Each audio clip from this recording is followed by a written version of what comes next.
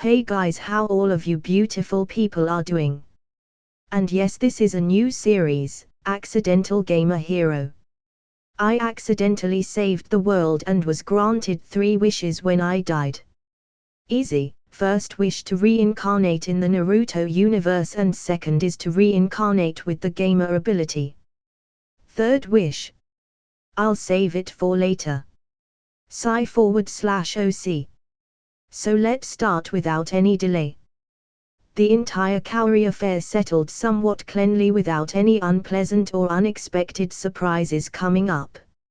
After I stayed with Kaori after we brought her to the hospital, she refused to let me leave her alone there, while the other 3 went to fetch Iruka from the academy. Once we were left alone, I sat down to explain what had happened from my perspective, seeing her bruises, her skipping lunch, her reaction to the word hooligan, seeing Naoki wrap his arms around her threateningly, deciding to follow them with 3 others as witnesses, and finally intervening when we saw her get hit. While embarrassed that the 4 of us, or more specifically me, actually saw her in such a state, Kaori was both thankful and apologetic we had to step in to rescue her. She explained that even though she initially put up some resistance to their demands, once the thugs threatened to hurt me, she caved to their extortion. Of course, she felt silly about the whole thing after learning that I alone had turned the tables on them and defeated 5 of the bullies all by myself.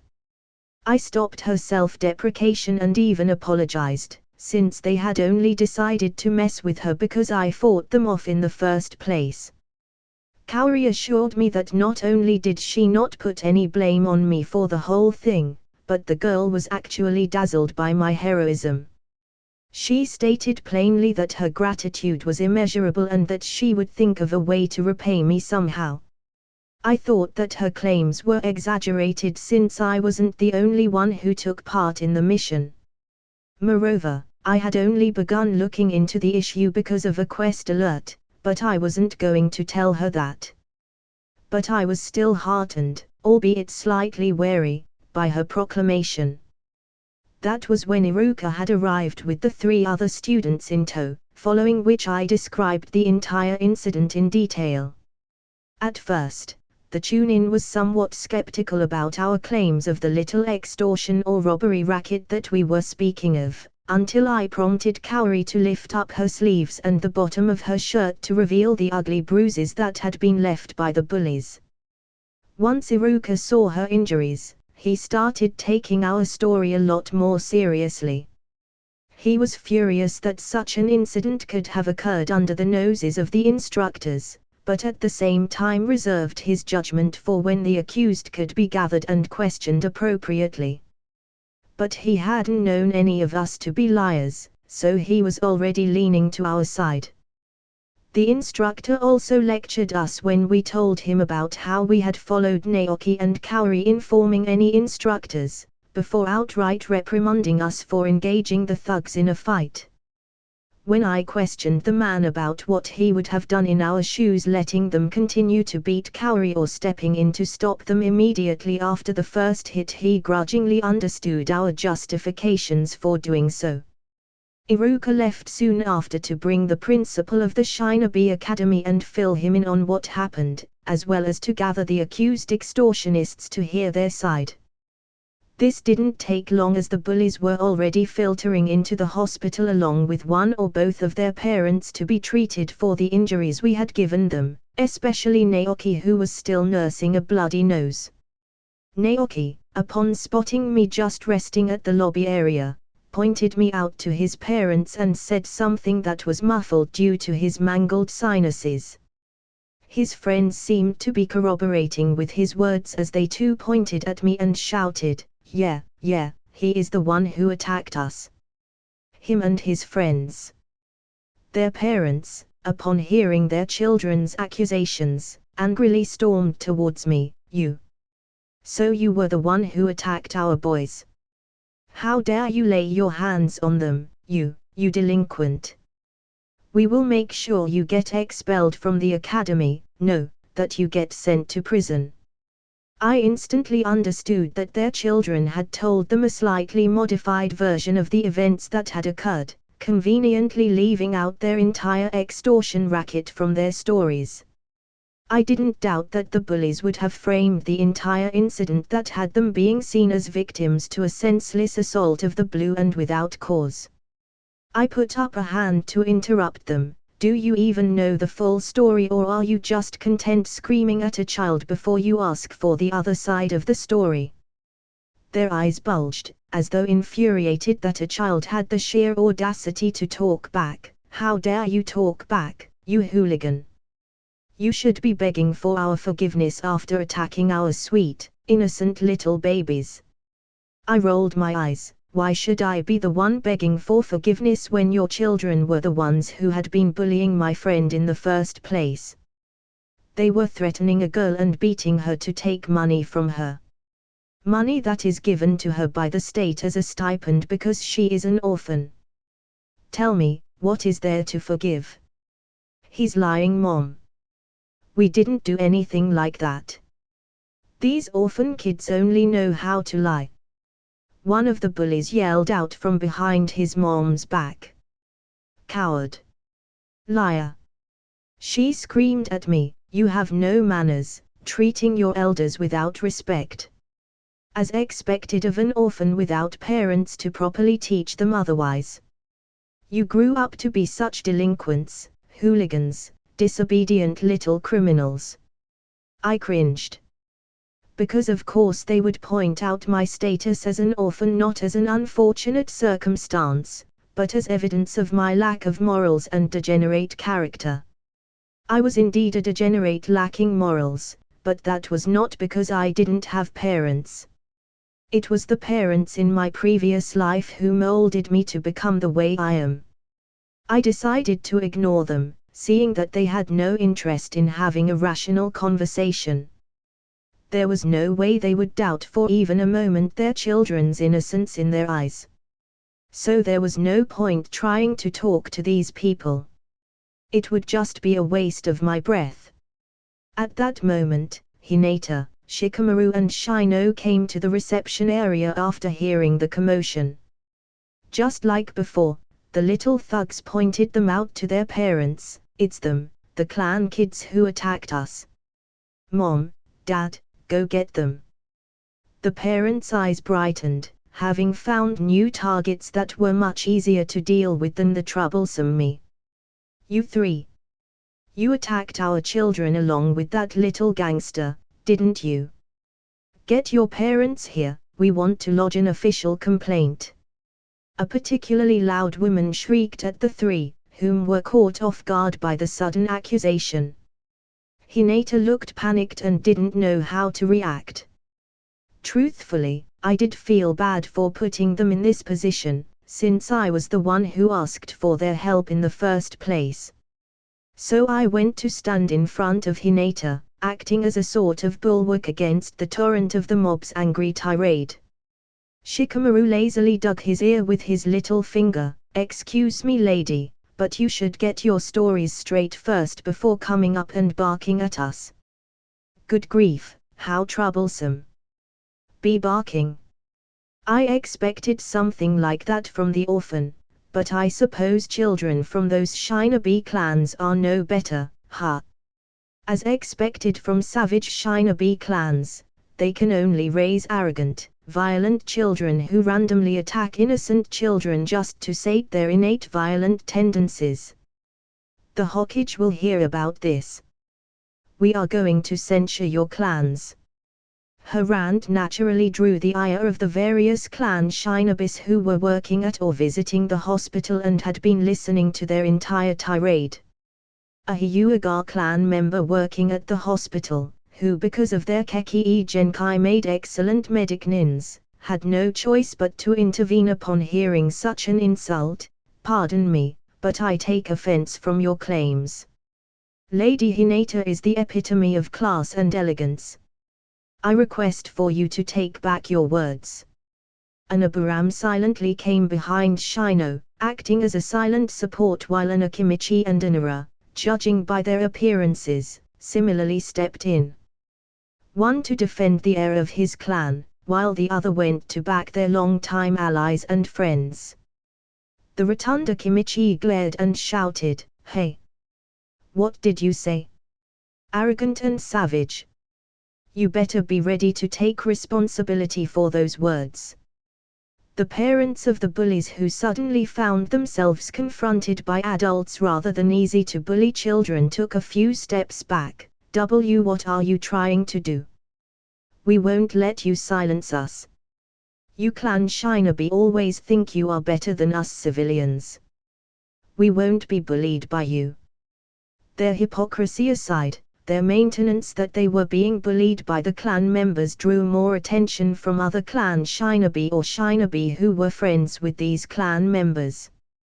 They gathered on our side and began rebuking the civilian parents for their reckless statements, just generally displeased with the insinuations of the civilians that all shinobi clans were violent groups of people who thought themselves superior to the non-shinobi populace of Konoha.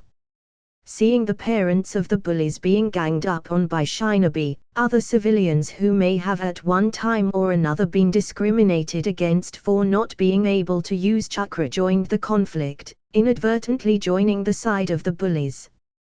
This resulted in a shouting match between the shinobi side and the civilian side, with one party arguing that Konoha shinobi were all arrogant and acted like they were better than the civilians, while the other side refuted such claims, stating that all who lived in Konoha were equal, and that such claims were dangerous.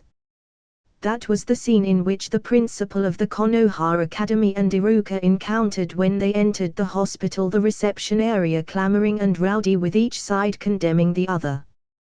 They, along with the hospital staff, tried valiantly to calm the crowd down. "Stop it!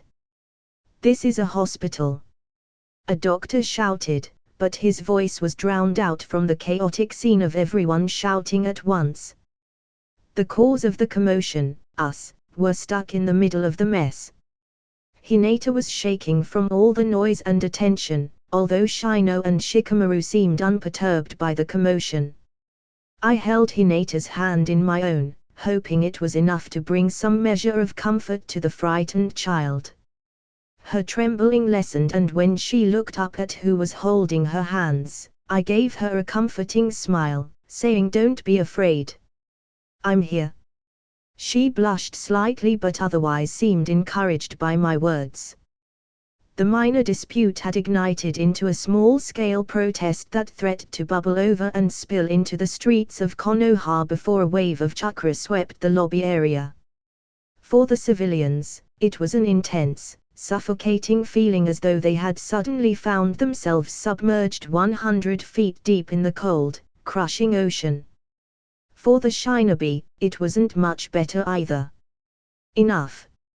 A gruff, wizened voice filled with authority shouted from the entrance. An air of authority gusted into the reception area, as the Sundame Hokage in full Kage regalia stalked into the hospital, along with the clan heads of the Hyuga, Nara and Aburam clans that I assumed showed up when informed their children were involved in some altercation between students. What in the world is going on here? My own shinobi, squabbling like petty children. And over what? Some nonsensical subject like civilian discrimination. He turned towards the civilians, disappointment and displeasure in his eyes. I was told that there was an intense conflict brewing here, in the hospital of all places. Speak, what is it that you felt there was a need to riot over? Which of you have been so grievously wronged by my shinobi? State your case. The commanding aura in his tone left no room for argument, as the civilians who had been in an uproar just moments ago had no words to say. Seeing the irresponsiveness of his gathered people, the Sundame continued, "In these trying times, we have to stand united. Shinobi or otherwise. It is harmony, and not discord, that will see us prosper." Like children being lectured by their parents, the protesters mutely nodded or mumbled an apology. "Now, those of you who are not patients or employees of the hospital, leave. Now." Fighting in the hospital of all places. Churlish and deplorable behavior. Those whom the order applied to left the hospital in haste, counting themselves fortunate for not being punished by their village leader. While the various patients and employees that had been dragged into the mess returned to their beds or duties respectively. The Hokkage's stern eyes then turned to the parties that had started the entire ruckus. The rest of you, gather in the conference room. I will adjudicate this matter myself. Again, like children being sent to their rooms by their parents, the civilians, their children, us and the clan heads quietly headed to the conference room. Once we were there, the Hokkage took a seat and divided us into two groups, the accused and the accusers. He then frowned. Such a small matter should not have necessitated my involvement. Do you know how much paperwork is being piled up on my desk at this very moment? Regardless, now that I am here, we can settle this issue once and for all. The Sundame looked to the parents of the bullies. Now, one by one, you may state your case. First he listened to the parents of the extortionists, since they were the ones making the biggest fuss. They mostly narrated an altered version of what really happened that portrayed their own sons as faultless angels and us as vicious little monsters, while constantly citing their children's injuries as evidence of their innocence and our guilt. I didn't know whether it was misplaced confidence or ignorance that led them to whine loudly and condescendingly to the leader of the village, a man who was once hailed as the god of Shinobi, and fought in not one, not two but all three Shinobi world wars. However, I had to give it the old man for being able to listen patiently and non-judgmentally to the utter nonsense that were coming out of their mouths. Even Hinata, Shino and Shikamaru's fathers were merely listening while standing behind their own children in a show of silent support. Hyuga Hayashi especially had an uncharacteristic hand on Hinata's shoulder the entire time, to which the girl had looked at in surprise before smiling to herself at the gesture. By the way, he had given me a stern look upon seeing me holding his daughter's hand, upon which I quickly released it. Next, we were given the opportunity to present our case. Trusting my own eloquence and oratory skills, I represented our group in reporting our accounts of the events, while occasionally letting Kaori speak for herself in describing the incidences prior to my discovery of her bruises. He was initially hesitant and nervous, but my comforting presence and the Sundame's gentle urging helped her finish her story. The civilian parents had protested to her version of the story but was silenced by the Hokage, who wanted both sides to have their uninterrupted time to speak.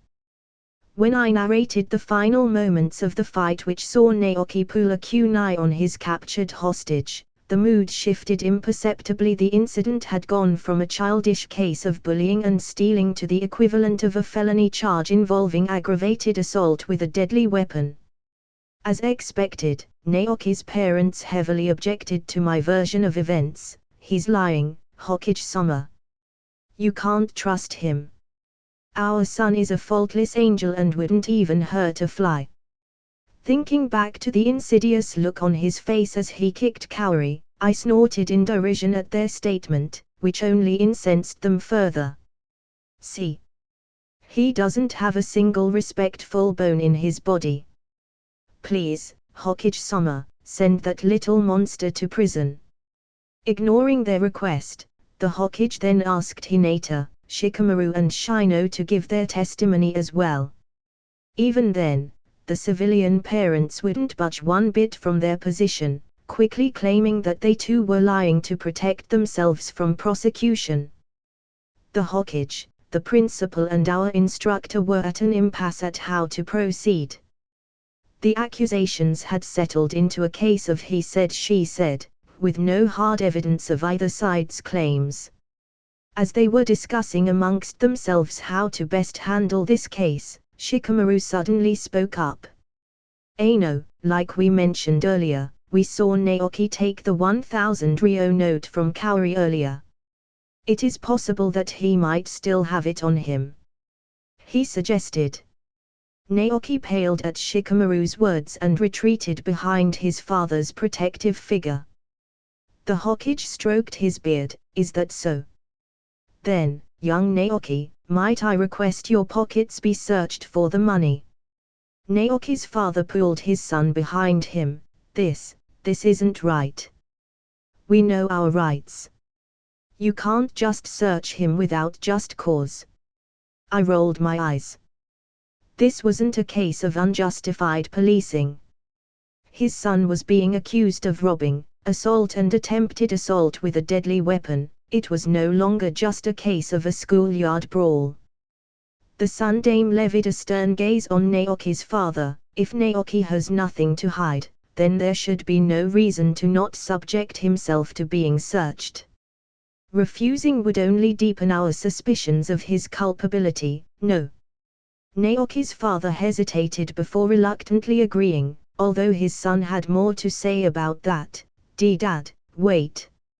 Hurry up. Empty your pockets so that we can prove that they're lying once and for all.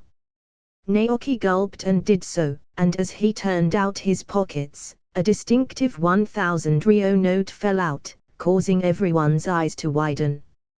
Foolishly, or rather, unsurprisingly, Naoki had either forgotten or simply overlooked the money he had taken from Kaori as it was still stuffed in his pockets.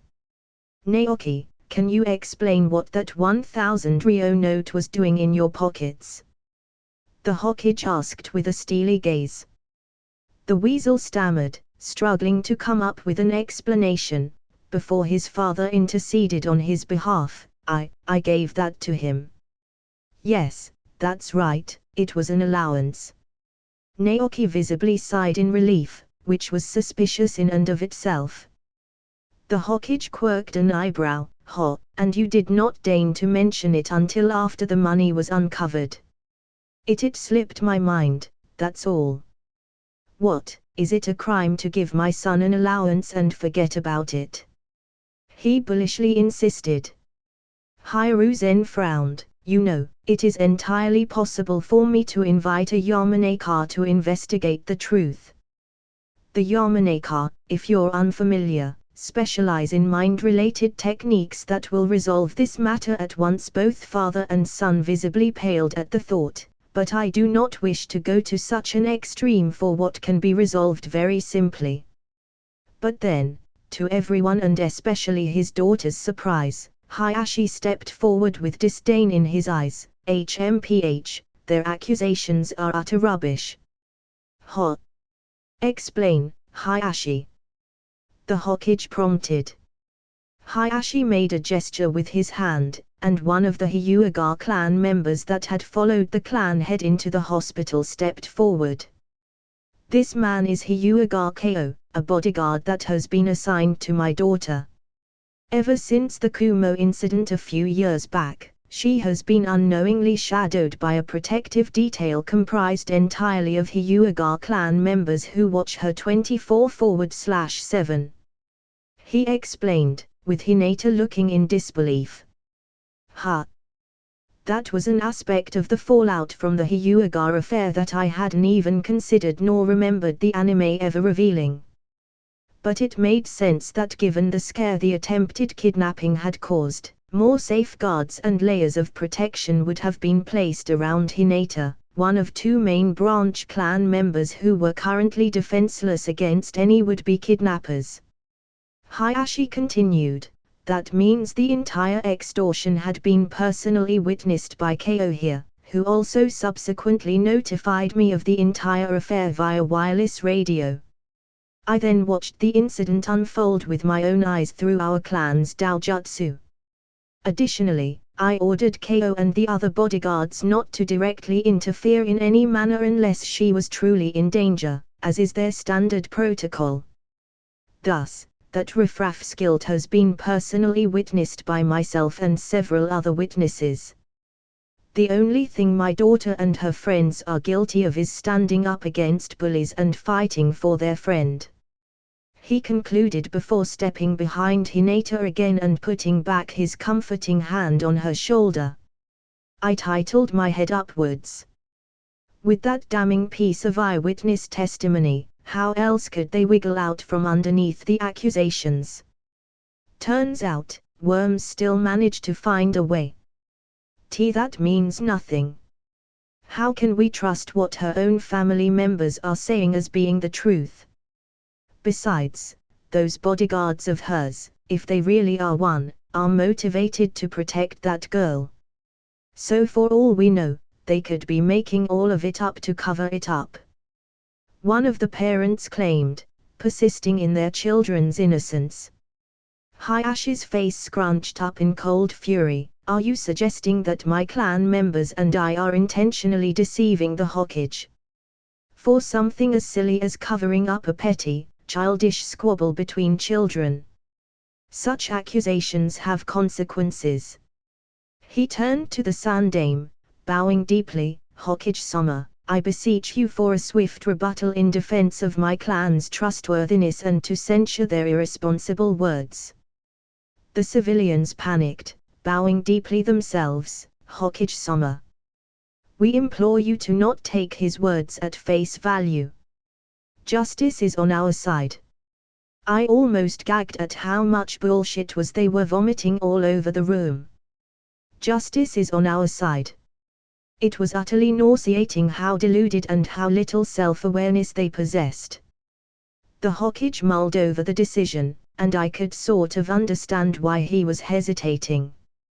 The Sandame would likely believe Hayashi over the civilian testimony, whose statements were solely based on what their children told them, whereas the Hyuga clan head had actually saw it for himself. Furthermore, Hayashi was a loyal, trustworthy subordinate. It would only be logical to take his word even in the most objective and impartial perspective.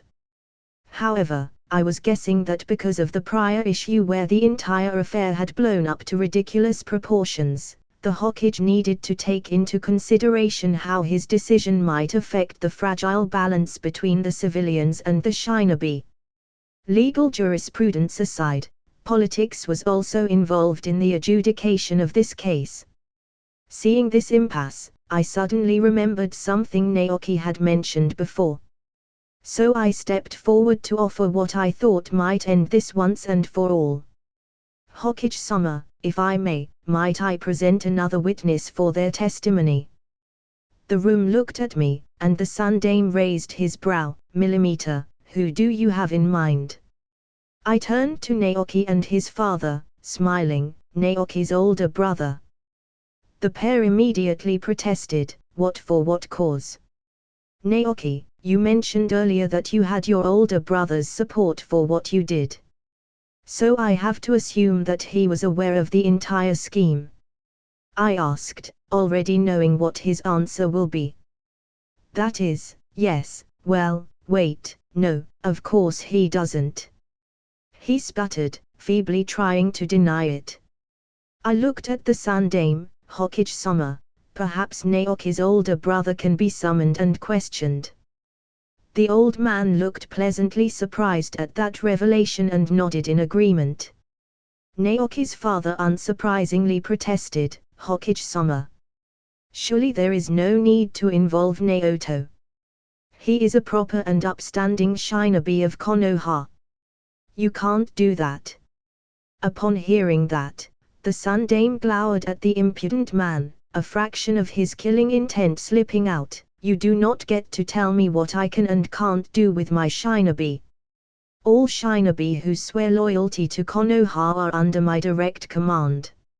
No one, not even their parents, has a say as to what I command my loyal soldiers to do. Is that clear? Naoki's father visibly deflated, his wife pulling him back to avoid the man being punished for his insolence. With that settled, the Anbu agents returned with Naoki's brother, Naoto, shortly after. He looked confused at what was happening, not knowing what in the world was going on that involved his family, and the Hokage looking annoyed. His father moved to pull the genin to the civilian's side, but a slight gesture from Sarutobi Hiruzen saw Naoto falling to a knee in silent obedience before the Hokage, much to his family's dismay. As the Sundame calmly explained the incident from start to finish with both sides' interpretations, Naoki's brother went white halfway through the explanation. He paled even more so once the village leader reached the end, referring to my accusations of the academy student pulling a knife out at Kaori and the boy's mention of the genin's potential prior knowledge of the entire incident. I had to pity the poor kid. On one side was Naoto's family, glaring daggers at him to either lie or keep his mouth shut. And on the other was Konohigakyo's god of shinobi, expecting an honest answer from his loyal shinobi with a gentle yet authoritative gaze. Naoto was sweating bullets, stuck in an impossible dilemma. He was being asked to choose between his family and his village, his responsibility as a brother, or his duty to the village. I mused that it was a dilemma frighteningly similar to Atakai's decision to slaughter his clan, but with drastically different consequences. Ultimately, however, the last straw that broke the camel's back was Hiruzen's comforting hand placed on the genin's shoulder, the Hokage quietly reminding him to do the right thing. Naoto had crumbled like a house of cards under the old man's benevolent stare that contradicted his commanding aura. It was a powerful combination that I had witnessed in the charismatic behaviors of many world leaders and powerful men in my previous life. One that seemed highly effective in this circumstance. It's true. I was the one who planted the idea for my brother and his friends to mess with someone close to that boy, Shinji. He despondently started, referring to me. He continued, tears starting to fall from his eyes. They told me they wanted to get back at him, after planning and failing to ambush him. They came to me for advice, so I told them. I didn't think it would have turned out this way, Hokage-sama. I thought it was just a schoolyard brawl turned grudge, but ultimately harmless. How could I have known that? Hiruzen interrupted him with a comforting hand on his shoulder. That is enough, Naoto. You have said enough. Naoki fell to his knees in shock and despair from the apparent betrayal from his beloved brother, while his parents cried foul over what they saw as a coercion of lies forced from Naoto by the Hokage. Upon receiving the testimony, however, the Sundame's countenance changed from a kindly grandfather to the domineering visage of an S-ranked veteran shinobi. If your own son's testimony is insufficient, then what in the world else would be enough for you? He asked, silencing their objections with a glare. Regardless of their protests, the Hokage had come to a decision. He found the students guilty of our accusations, much to their parents' anguish and denial. Since they still minors in the eye of the law, plus given that they were still academy students and not yet graduated, the heaviest punishment that could be meted out was their immediate expulsion from the Shinobi Academy and a subsequent permanent ban on their learning of any Shinobi arts in the future. At that point I had wanted to interject to add that such a punishment wasn't even near sufficient. I wanted to demand for some form of compensation at least, for Kaori's traumatic experience and the attack on my own person. Thankfully, it was not needed, as the Sundame fined the boys, and by extension their families, 100,000 ryo from each household to compensate Kaori for the injuries as well as any psychological distress that might be caused by the incident, including returning the 20,000 ryo they had already taken from her. 700,000 ryo. Additionally, Naoki's parents also had to pay for the medical fees incurred by Kaori's stay in the hospital. They were fined an additional 20,000 per household from the 5 boys who ambushed me a few weeks prior. All of which added up to over 700,000 ryo for Kaori and 100,000 for me. The civilians understandably despaired at the decision, Tetsuo and his family especially so, since they had already been struggling financially before. I momentarily thought about pointing out that Tetsuo had been the only one who actively showed any hint of resistance to the extortion and violence enacted upon Kaori. Furthermore, it was somewhat commendable that he had initially set out on such acts only to help his family. But I decided that the reluctance behind his participation didn't mean anything if he did nothing to alter the result. Kaori still suffered under their hands, scruples or no. Naoki's brother, Seki Naoto, fortunately retained his genin status, but received an official reprimand in his files to be kept for the next 5 years, which would compromise his candidacy for any promotion in that time period. And thus concluded the Kaori incident. Upon the final sentencing, I received a quest alert pop-up. Quest: Kaori's secret, completed. Investigate the mystery behind Kaori's bruises.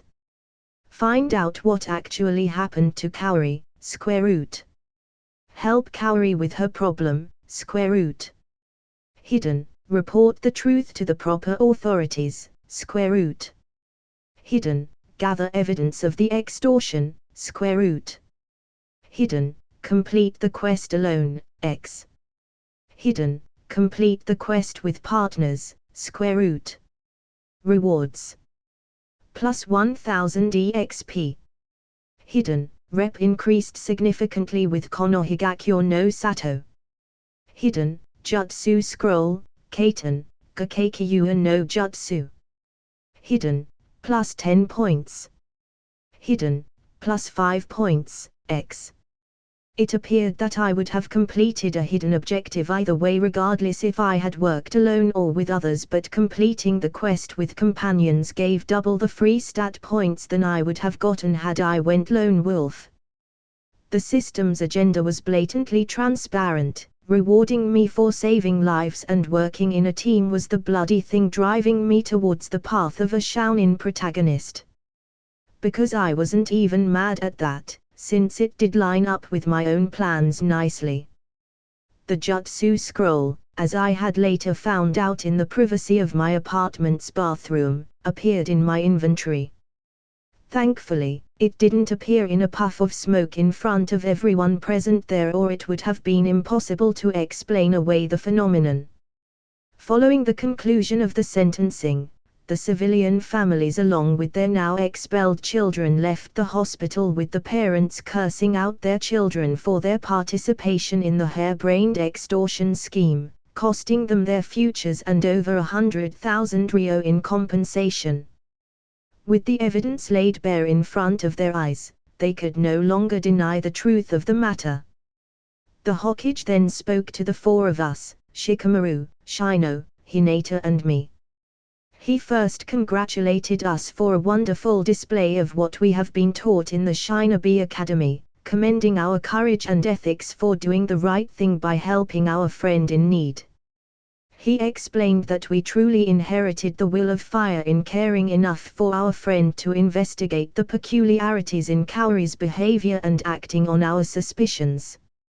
Although the Sundame professed that he couldn't approve of taking matters into our own hands, he still understood the urgency in our circumstances that had necessitated immediate action.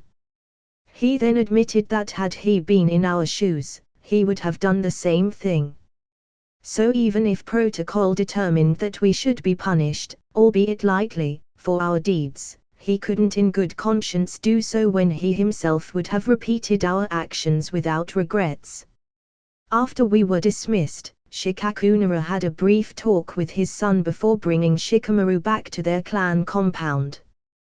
But not before the lazy genius, or rather the younger of the two lazy geniuses, wished Kaori a swift recovery and shared a celebratory fist bump with me.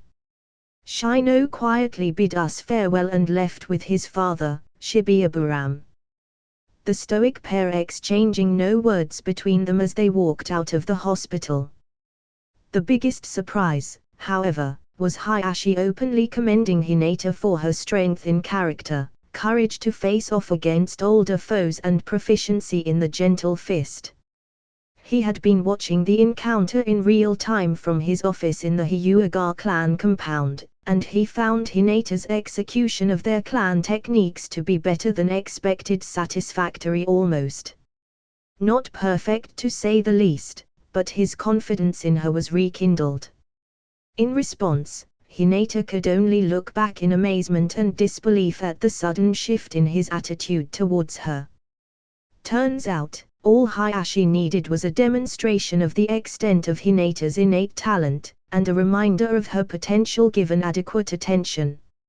She then came to me, her face flushed red, and stammered out a thank you for something I couldn't understand from her rushed words before leaving with her father.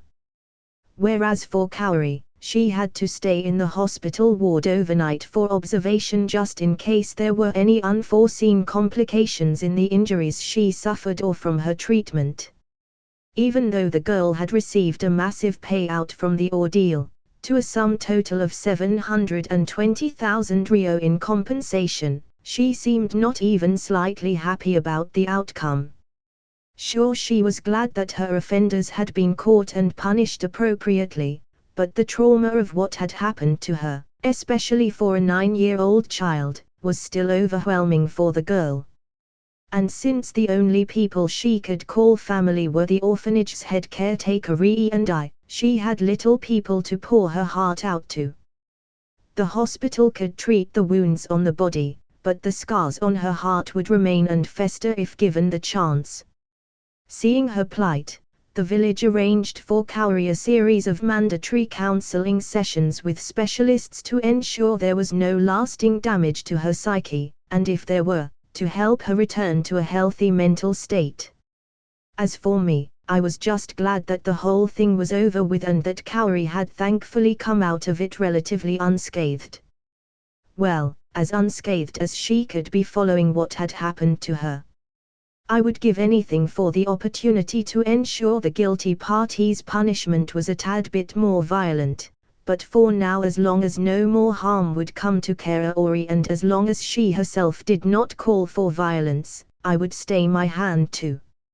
A few days after the Kaori incident, I found myself sneaking into a relatively unused training ground near the outskirts of the village. It was an area near the now abandoned Uchiha clan compound, which was now left desolate of any human presence other than Sasuke's. The training ground, which had been located within the territory of the Uchiha clan, was demarcated as a restricted area more out of courtesy and respect for the last Uchiha rather than any purposes of formal bureaucracy. Now only Sasuke ever entered the forested area, and only rarely from my observations. Right now he should be going through some taijutsu katas by himself in his family dojo. If there was one thing the boy followed, it was a rigid, self-imposed training schedule fueled by his thirst for strength and vengeance. Hence, I was taking advantage of his absence to adopt the training ground for my own use. I had several reasons behind this decision. Recently, I had been experimenting with the possibilities of power strike. It was a skill that had automatically been created upon the completion of a quest, and thus I never had to learn the inner workings and chakra manipulation behind the underlying processes of the technique. However, the energy needed to fuel the skill didn't come from nowhere. It was powered by my own chakra pool, evidenced by the fact that my CP would reduce whenever I used the skill. Just that whenever I gave a mental command, my chakra moved automatically without any need for me to personally maneuver the energy to unleash it.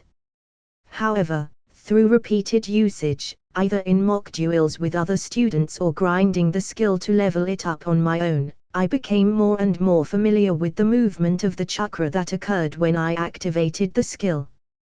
After a few tries, I was able to slowly replicate how the chakra moved through my chakra pathways. It came to the point where I no longer needed to even give a mental command and was able to naturally form the chakra behind an attack that gave it its devastating outcome. I was able to truly call the technique my own, rather than just a skill I could only use with the aid of the gamer system. However, this got me thinking about the fundamental mechanisms of power strike. The written description of the skill only stated that at level 5, it was able to increase the damage dealt by my next physical attack by 100%. In short, I could double the power behind any physical attack with just 80 CP, and by the time it was max level, it would triple the power and oddly high efficiency to cost ratio. So I tried to push the limits of what physical attack meant. So far I had discovered that any body part when used for an attack could receive the buff, even if it was a finger flick or a headbutt. Next, using a weapon also counted as a physical attack, although the chakra was being channeled to my arms rather than into the weapon.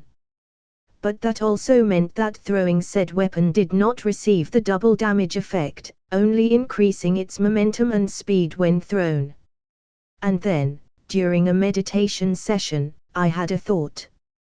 What if when I channeled the chakra needed for power strike, but instead of using just 80 CP worth of chakra, I injected double or even triple the amount? Would that correspondingly double or triple its effects? So I tested it out. Long story short, it didn't work. The excess chakra pumped into the technique dissipated into the air upon releasing an attack. I conjectured the possibility that my chakra control wasn't currently enough to properly multiply its effects in such a manner. It was probably through a similar method that let Tsunade wield the superhuman strength she displayed. Okay, fine, I couldn't multiply its effects even after using more chakra. But what if instead of releasing the stored up chakra with an attack, I accumulated the energy into certain body parts to maintain a constant flow of chakra to enhance my strength for a period of time rather than just a one-time effect? Again, I tested it out. Long story short, it kinda worked. I was successful in holding onto the chakra in my arm without releasing the stored up energy for my attack. But instead of a sustained enhancement of my physical capabilities, the accumulated chakra simply stagnated uselessly, waiting for me to unleash it. The force dealt with the accumulated chakra in my arm was no different than an attack without it unless I released the chakra within, which only repeated the effects of a regular power strike. From what we have been taught in the Shinobi Academy, as well as bits and pieces of information here and there I was able to pick up, all Shinobi consciously or unconsciously enhanced their physical capabilities to perform the superhuman feats we were so used to seeing. That was the reason why even the Academy students in training had abilities that surpassed grown men, allowing them to jump higher, run across treetops without issue and hit harder too. The subconscious enhancement naturally occurred when Shinobi consistently developed their chakra pathways as they trained from a young age. The quality and quantity of the chakra flowing through these pathways would thus increase with added training as they aged. Thus, even when I was not actively using chakra to bolster my movement, I was still able to perform far greater feats than the civilians without any Shinobi training at all. However, what I wanted was advance to the next level of chakra enhancement, which was to consciously focus chakra into different parts of the body to reinforce my muscles that would make me even stronger, faster and tougher than usual. Focusing chakra into my legs and feet would let me run faster or jump higher, while focusing chakra into my arms would let me hit harder or block heavier attacks without issue. I had read that the physical development of a body would allow for more chakra that I could safely focus within my limbs, since better trained muscles would be more capable of withstanding the additional energy and the force it exerts. It was possible that my 8-year-old physique was currently not strong enough to maintain the accumulated chakra, but without proper guidance from an actual teacher, I couldn't be sure. I could just be doing it all wrong for all I knew. Hence, for now, I had to shelve this particular experimentation with chakra enhancement until I acquired more information about the technique. Even with my gamous body, I still wanted to avoid hurting myself with reckless experimentation of chakra that could ruin a tenketsu. Speaking of reckless experimentation of chakra that could ruin a tenketsu, I also tried to replicate the effects of a shunshin, the body flicker technique that would allow the user to move a short distance extremely quickly to the point where it would look like teleportation to the untrained eye. Instead of releasing the gathered chakra as an attack, I wanted to unleash it from my feet as I was stepping off the ground to somehow push me forward rapidly. This would allow me to move in a burst of speed using power strike, not as an attack but as a movement technique. The difference between what I was trying out and the traditional movement technique was that shunshin is accomplished by channeling an absurd amount of chakra into the leg muscles for a brief moment of time to temporarily vitalize the body and move at extreme speeds. But only for a split second, as any longer would see the muscles torn. So once again, I tested it out. Long story short. It was a success, baby. It took a few hours, and more than a few bruised bones as a result of crashing into the ground or into the trees, but somehow or another, I was able to create a new skill. Initially, all I did was dig out large chunks of soil whenever I released the chakra through the soles of my feet. After a while, I was able to adjust the circulation of the chakra and the speed of the output, along with fine-tuning the amount of chakra needed without blowing up the dirt beneath me. For some time, all I accomplished was creating a tiny explosion of chakra between the soles of my sandals and the earth underneath, which sent me flying at whatever direction I had been facing at the time.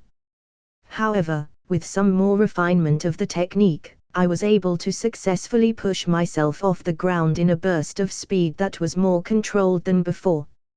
I barely had time to celebrate my first successful attempt before a notification popped up. Through repeated actions, you have created a new skill.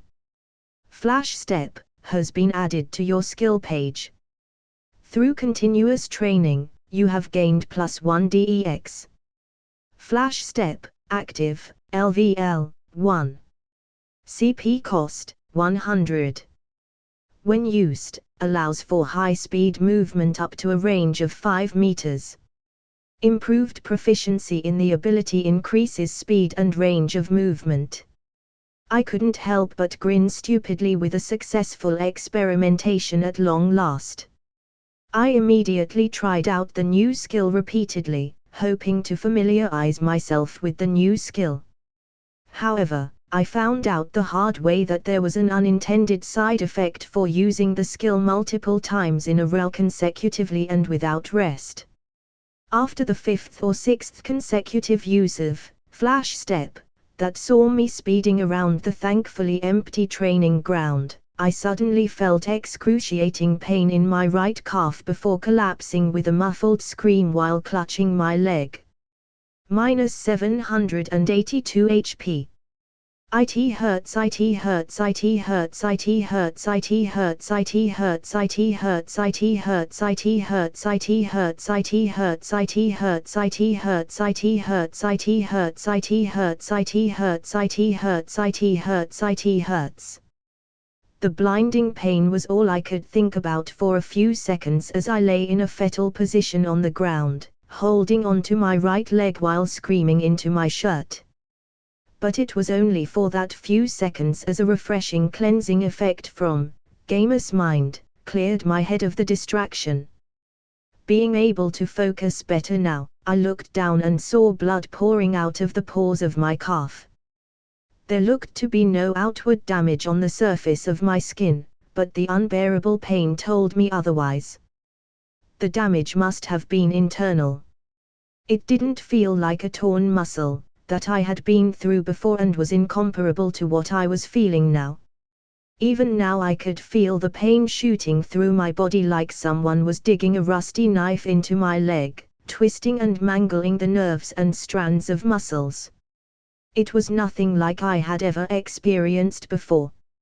A pain that could hardly be described with words. But thankfully, probably with the aid of Gamer's body, The pain was slowly receding, but it still dully throbbed, echoing throughout my body.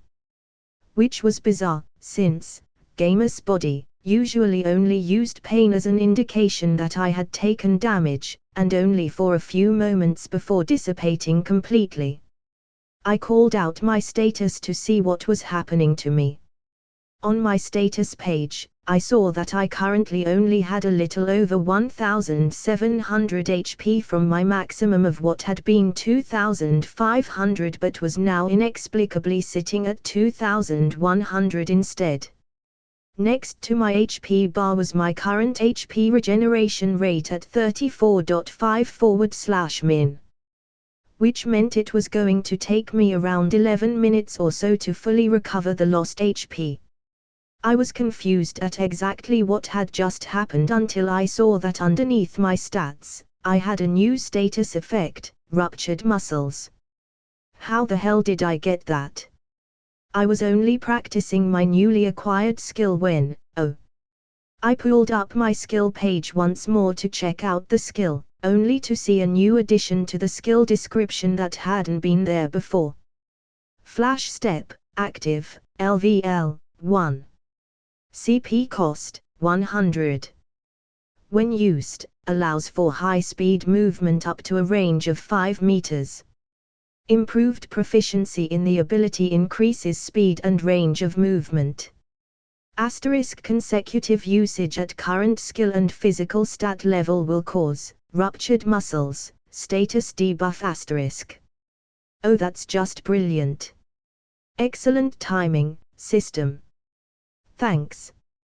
The ruptured muscles permanently reduced my max HP by 400, reduced my movement speed by 80%, and would emit a throbbing pain until the status debuff was removed. Fortunately, it should be removed after a good night's rest in a bed, but until then I was stuck with it. I breathed out in frustration. Looks like any further physical training would have to be postponed until I recovered fully. From the position of the sun I was able to guesstimate that it was an hour or so until evening, something I learned to do in the Shinobi Academy. I had some time left until I needed to leave the training ground, so I might as well put it to good use. Since physical training was out, I decided to try out the new jutsu that I had received as a reward from the Kaori's Secret Quest Kaiten, Gakeikyuu no Jutsu, the Great Fireball Technique. I had read through the scroll in the privacy of my apartment, and after some time I was able to familiarize myself with the mechanics of the jutsu. After memorizing the hand seals needed and understanding the movement of the chakra which said hand seals would guide, the skill for it was created. What was different about the new skill was that there was no set chakra cost needed for the activation of the technique. Instead, the size, strength and range of the fireball depended on the amount of chakra pumped in. And as the skill level progressed, less chakra would be needed to achieve the same results as before. Functionally, it was simple enough: gather chakra in the chest and knead it, before pushing it into a mouth and expelling it out, turning it into fire to exhale out a large stream of fire that formed into a flaming sphere. It was a C-ranked, fire release technique popularized by the Uchiha clan. I picked myself up, wiping off the blood that had been excreted from when I ruptured my muscles. I thought to myself that I really needed to experiment with Flash Step, and find out its limits. Such as how long in between uses would be considered safe, or how long after 5 consecutive uses until the cooldown was refreshed. I ambled slowly towards the nearby lake, every step sending a sharp pain up my right leg, to try out for the first time the jutsu I had learned without leaving any large patches of burnt grass. It was fitting that I would be trying out the jutsu treated as a rite of passage into adulthood for the Uchiha clan, for the first in an Uchiha training ground. I was technically half Uchiha after all. I looked out at the small lake and took in the smell of damp moss and the comforting sounds of the forest. Putting my hands together, I formed the hand seals necessary for guiding the chakra into my chest and out of my mouth. If I had to be honest, I was truly excited for this moment. It would be the first time I ever used a real jutsu that I had only ever seen on screen, and it was the great fireball technique at that. This was definitely every man's romance if they had grown up watching Naruto. Snake, ram, monkey, boar, horse, tiger. Kaiten, Gakeikyuu no Jutsu. I pushed and expelled the accumulated chakra out of my mouth and breathed out a stream of orange-yellow flames that soared out, forming a large sphere of fire that was hot enough to cause the surface of the water to fizzle and steam. The fireball flew into the lake, but the flames holding the spherical shape scattered before impacting the waters. I had injected an estimated 300 CP worth of chakra into the technique, and it was apparent that it wasn't enough to form a truly destructive fireball. Thankfully too, since I didn't want to cause any large commotion out here in a restricted area. Wiping away a bead of sweat, I gazed appreciatively and let the hot air that still remained wash over my body. For some reason, I truly did feel the solemnity of the occasion. I had performed the Uchiha clan's signature Kaiten technique, going through the clan's rite of passage, and could now be officially, or unofficially at least, recognized as an adult of the Uchiha clan. The feeling was truly remarkable. Congratulations! You have undergone the Uchiha clan's coming-of-age rite by successfully performing their rite of passage technique for the first time. You have earned the title, Uchiha clan member. You have earned the perk, Natural Fire Affinity. You have unlocked the skill, Sharingan.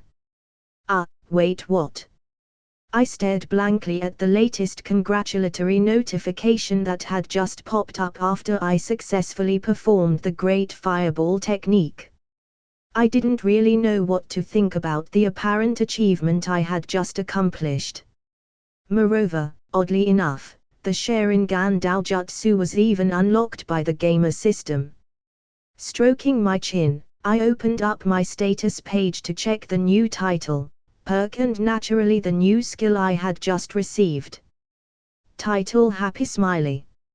Uchiha clan member. As a member of the Uchiha clan, you are naturally talented in wielding fire nature chakra and will not receive penalties from using Sharingan. Plus 50% EXP gain to all fire-related skills. Gain access to Uchiha Natural Dungeon. Perk: Happy Smiley. Natural Fire Affinity. You have acquired an affinity towards fire nature chakra. Minus 50% CP cost to all fire-related skills. Plus 100% EXP gain to all fire-related skills. Plus 100% effectiveness of all fire-related skills. Plus 100% CP cost to all water-related skills. Minus 100% EXP gain to all water-related skills. Skill: Happy Smiley. Sharingan, active, LVL, 1. CP cost, 10 per second. When active, user gains incredible clarity of perception and superhuman dynamic vision. Allows user to track fast movement and copy any jutsu they see within limits. Able to cast genjutsu through sight. Improved proficiency in the skill increases potency of skill effects. While I was sufficiently impressed with the abilities of the Sharingan, as well as the benefits of my new title and perk, what caught my eye were the words, Uchiha Natural Dungeon. Finally. The time has come. I was finally given the chance to grind levels in a dungeon. What struck me as odd ever since my reincarnation was the conspicuous lack of dungeons that had been so prevalent in the gamer anime. That was the plot device that had allowed for the main character to grind his levels in order to challenge the big threats in his world. But I had never encountered one, nor was I able to create them in the Narutoverse. I assumed that it was entirely possible when the gamer ability I wished for had been rebalanced by the omnipotent entity that granted me the wishes, the existence of dungeons was excluded. However, it seemed that I was wrong, only that there were prerequisites involved in unlocking these dungeons. The question now was the exact location of the Uchiha Natural Dungeon. I pondered over it for a few moments and was able to narrow it down to a few locations which I would find it difficult to access at this point in time. Since I had no feasible way to test out my theory, I could only shelve the idea for now. The natural fire affinity intrigued me as well, and now I was curious how much the perk boosted the power of my great fireball technique. Forming the required hand seals, I prepared to fire off the technique again. I pumped in the same amount of chakra I had used before, roughly 300 CP worth. Once more, I gathered the required chakra into my chest. However, this time, the utter ease in needing the accumulated chakra and turning it into fire could not even compare to my first try. I almost made a mistake handling the fiery chakra in my mouth before I managed to push forward and expel the created fire. Kaiten, Gakeikyuu no Jutsu. It must have been the result of the natural fire affinity perk, which halved the CP cost and doubled the effectiveness of the jutsu, functionally tripling its strength. The resultant fireball that was unleashed was easily twice the size of my first attempt, and unlike the previous try, it did not stop at dissipating before hitting the surface of the lake. No, it crashed into the center of the water body, exploding in a sea of steam and vapor that did little to hide the accompanying turbulence in the lake. More importantly, however, was the resounding blast of air and sound that followed the explosion. Skill: Kaiten, Gakeikyuu no Jutsu, has leveled up.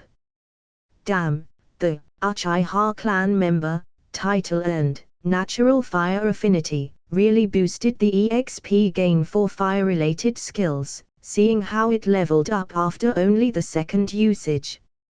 I had no time to appreciate the power of the jutsu, as I quickly realized that had been a very conspicuous explosion in an area which was restricted to all but one other person. My heart pounded in my chest, but just before I could turn away and make my escape, I heard a distant shout. That jutsu! Who are you? I blanched and nervously turned around. A familiar figure ran into the clearing from the surrounding forest. Oh, hey Sajuk! What are you doing here? It took every shred of my acting capabilities to swiftly transition into a nonchalant demeanor as I casually waved at the boy. It's you. You, what are you doing here? And how did you learn that jutsu? Sajuk shouted at me, his eyes glaring at me in suspicion and anger. Rep has decreased with Uchiha Sajuk. Shit. What was Sajuk doing here? He was supposed to be in his clan compound around this time of the day, not exploring the training grounds for no apparent reason. Was I wrong? Damn it, I should have guessed it wasn't impossible for the boy to stray from his self-imposed routine. Seeing that I was taking a moment too long to answer, Sajuk furiously pressed me again. Answer me, Shinji. Where did you learn the great fireball technique? That is a Uchiha jutsu. Wait a minute, why are you acting like this? First off, I just randomly wandered into this area and was training here. What's the issue? I pulled myself together to give what I thought was a convincing answer. Sajuk's glare did not lessen one bit. This is not a place just anyone can enter. This is my clan's exclusive training ground. Ah, my bad, I hadn't realized. Sorry. I apologized, hoping to placate the boy before things got too heated. That I can excuse, but more importantly, how did you learn that technique, huh? Did you break into my clan's jutsu library and steal it? You bastard! How dare you! Sajuk began stomping towards me. I could see his clenched fists trembling in barely withheld fury. Rep has decreased significantly with Uchiha Sajuk. Hold on a moment, hear me out. Shut it. I don't want to hear your lies. He wasn't even giving me any chance to explain before his eyes went red, metaphorically, and with a yell, the last Uchiha ran at me. This fucking brat, is he crazy? I made to retreat backwards from the enraged boy, but the sharp pain that shot through my leg reminded me again of my current disability. Sajuk launched a kick at me as soon as he was within range, which I barely blocked, distracted by the throbbing pain. I've never had to fight while being in pain before. The gamer's body always removed any pain from any injuries I had sustained. But not this time. Oi! Listen to me. With every word, I had to duck or lean away from his attacks, the gap narrowing with each exchange. But Sajuk wasn't listening to reason, he wasn't listening at all. Gritting my teeth, I lifted up my left leg and gave him a front kick which was handily avoided with ease. I stumbled as my supporting right leg shuddered from the pain of the torn-up muscles barely holding up my weight. Taking advantage of the opportunity created from my overextended leg and momentary distraction from the pain, Sajuk swooped in to deliver 2 crushing blows to my face and another in my gut. Minus 261 HP. That does it. Power strike. I countered with a punch that was blocked but still did some damage. By now, we were already used to each other's fighting styles from our various spars over the year. Both of us generally used our speed to our advantage and fought our opponents by overwhelming them with fast attacks while maneuvering into advantageous positions around them. We also heavily relied on counter-attacks to damage our opponents. The Uchiha clan's fighting style was one that relied on the Sharingan to predict an enemy's movements, allowing the user to duck and weave around their attacks while landing fast but accurate blows to the opponent's vital points. Whereas I, relying on my superior physical abilities, tended to outmaneuver and overwhelm my opponent with sheer brute force. However, due to my injury, I was not able to rely on my fast movements to deal with Sajuk.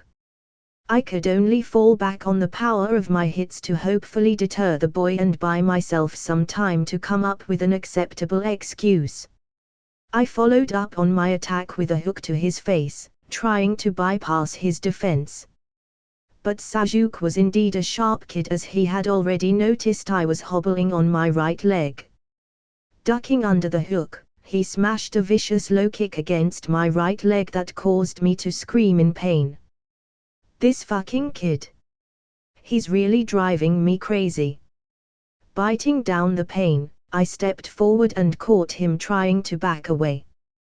Before he could, however, I threw a jab that landed square on his nose.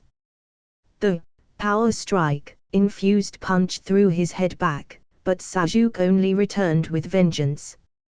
The Uchiha circled around me, delivering rapid-fire hits that I could barely block or avoid due to my limited mobility. Some snaked through and I saw my HP slowly but surely being whittled down. He also occasionally threw ruthless kicks at my ruined leg, which always crumpled in pain whenever they landed. Thoughts of defeat and the countless possible consequences following it raced through my mind.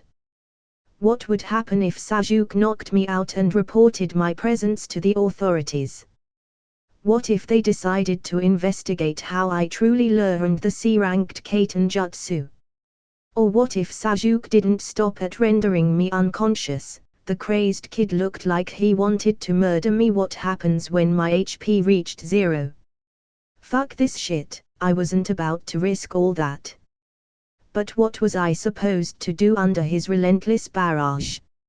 I had been trying to talk him down the entire fight, but it didn't look like a single word was getting through his rage.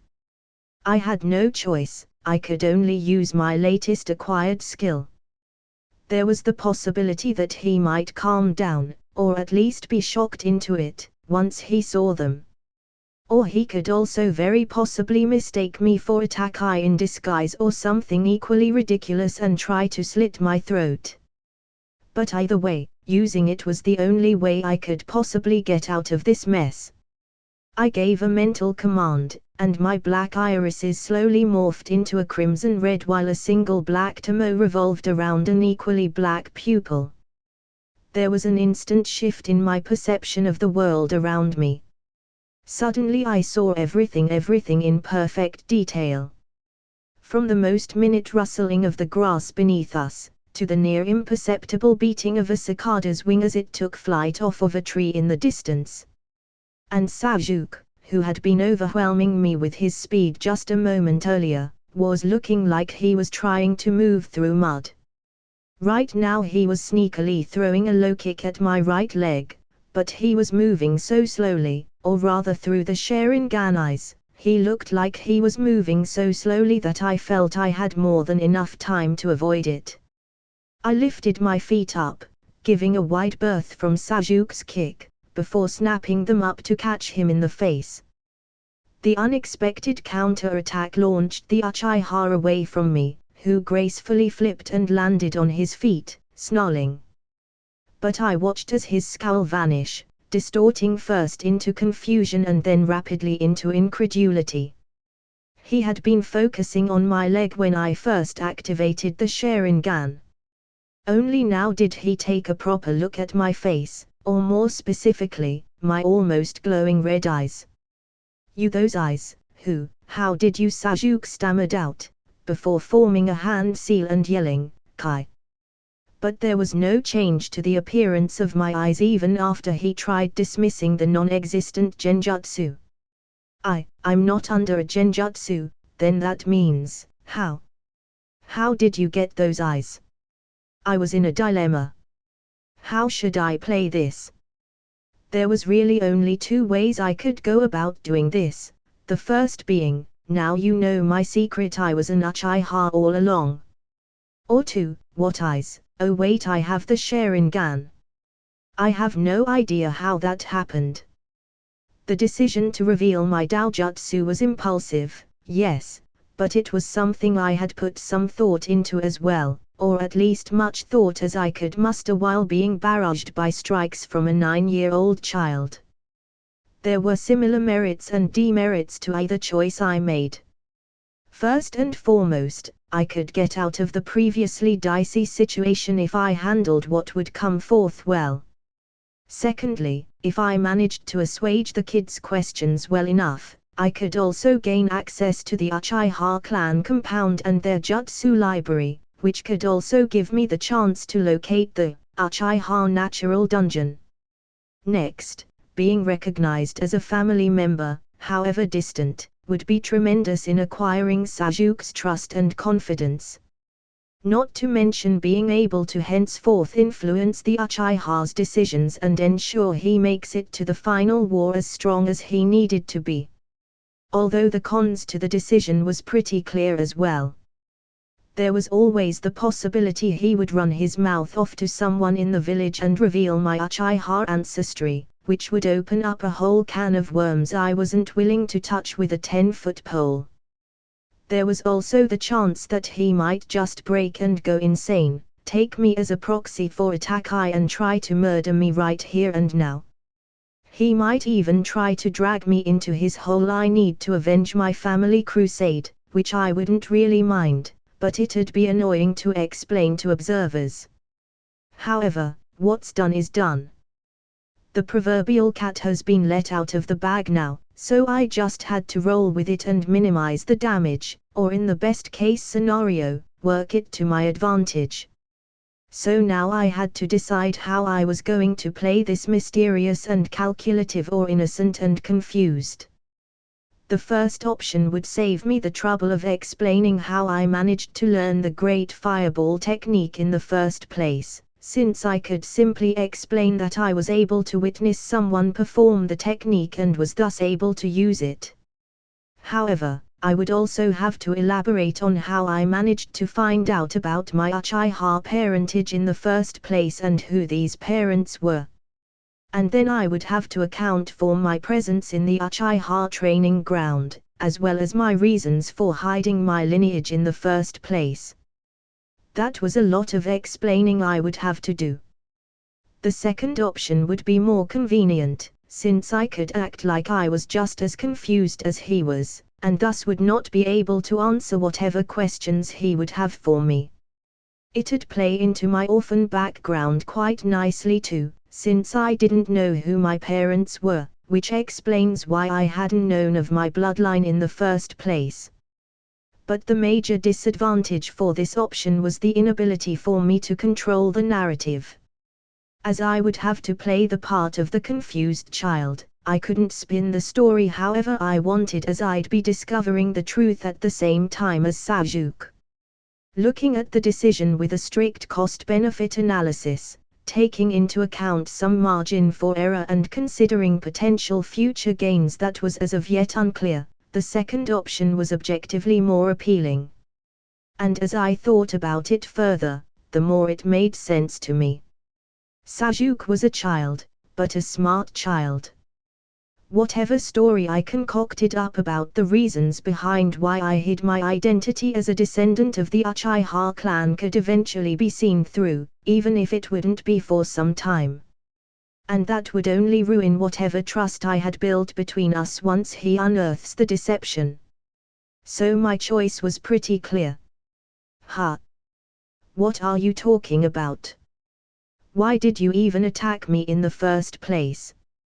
I asked angrily, shaking my fist at the boy. Sasuke stared back in disbelief, but he asked again, your eyes, the Sharingan. How did you? Who are you? I looked back at him quizzically, try to appear as confused as he was. Sharingan. Isn't that your clan's bloodline limit? What about it? At this point Sasuke was looking more frustrated than shocked as he snapped back, your eyes. They're red. You have the Sharingan. The question is how?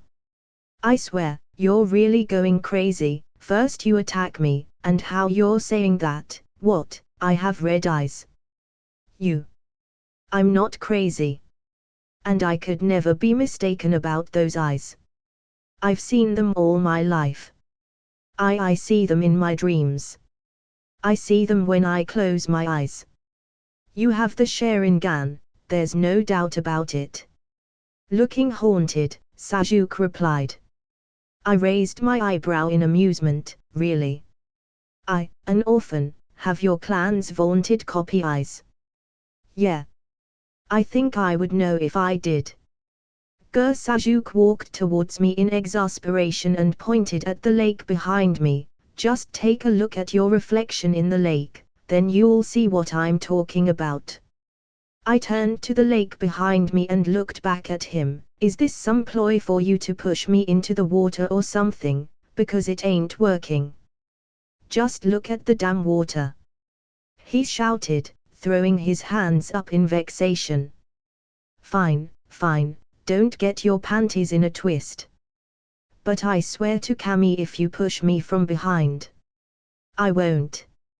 I shook my head in concession and made to look at my reflection in the lake. So far so good. At least he wasn't trying to shove a kunai in my gut. And I had been successful in turning the tables around. Now he was the one trying to convince me I was an Uchiha and not the other way round. Alright, fine, but I know what my eyes look like and they definitely don't. Wait, what the hell? Why are my eyes red? That's what I've been trying to tell you, you have the Sharingan. Sasuke yelled out as he joined me by my side when I turned back at him in confusion. But that's impossible. I'm an orphan. How could I have? This doesn't make any sense.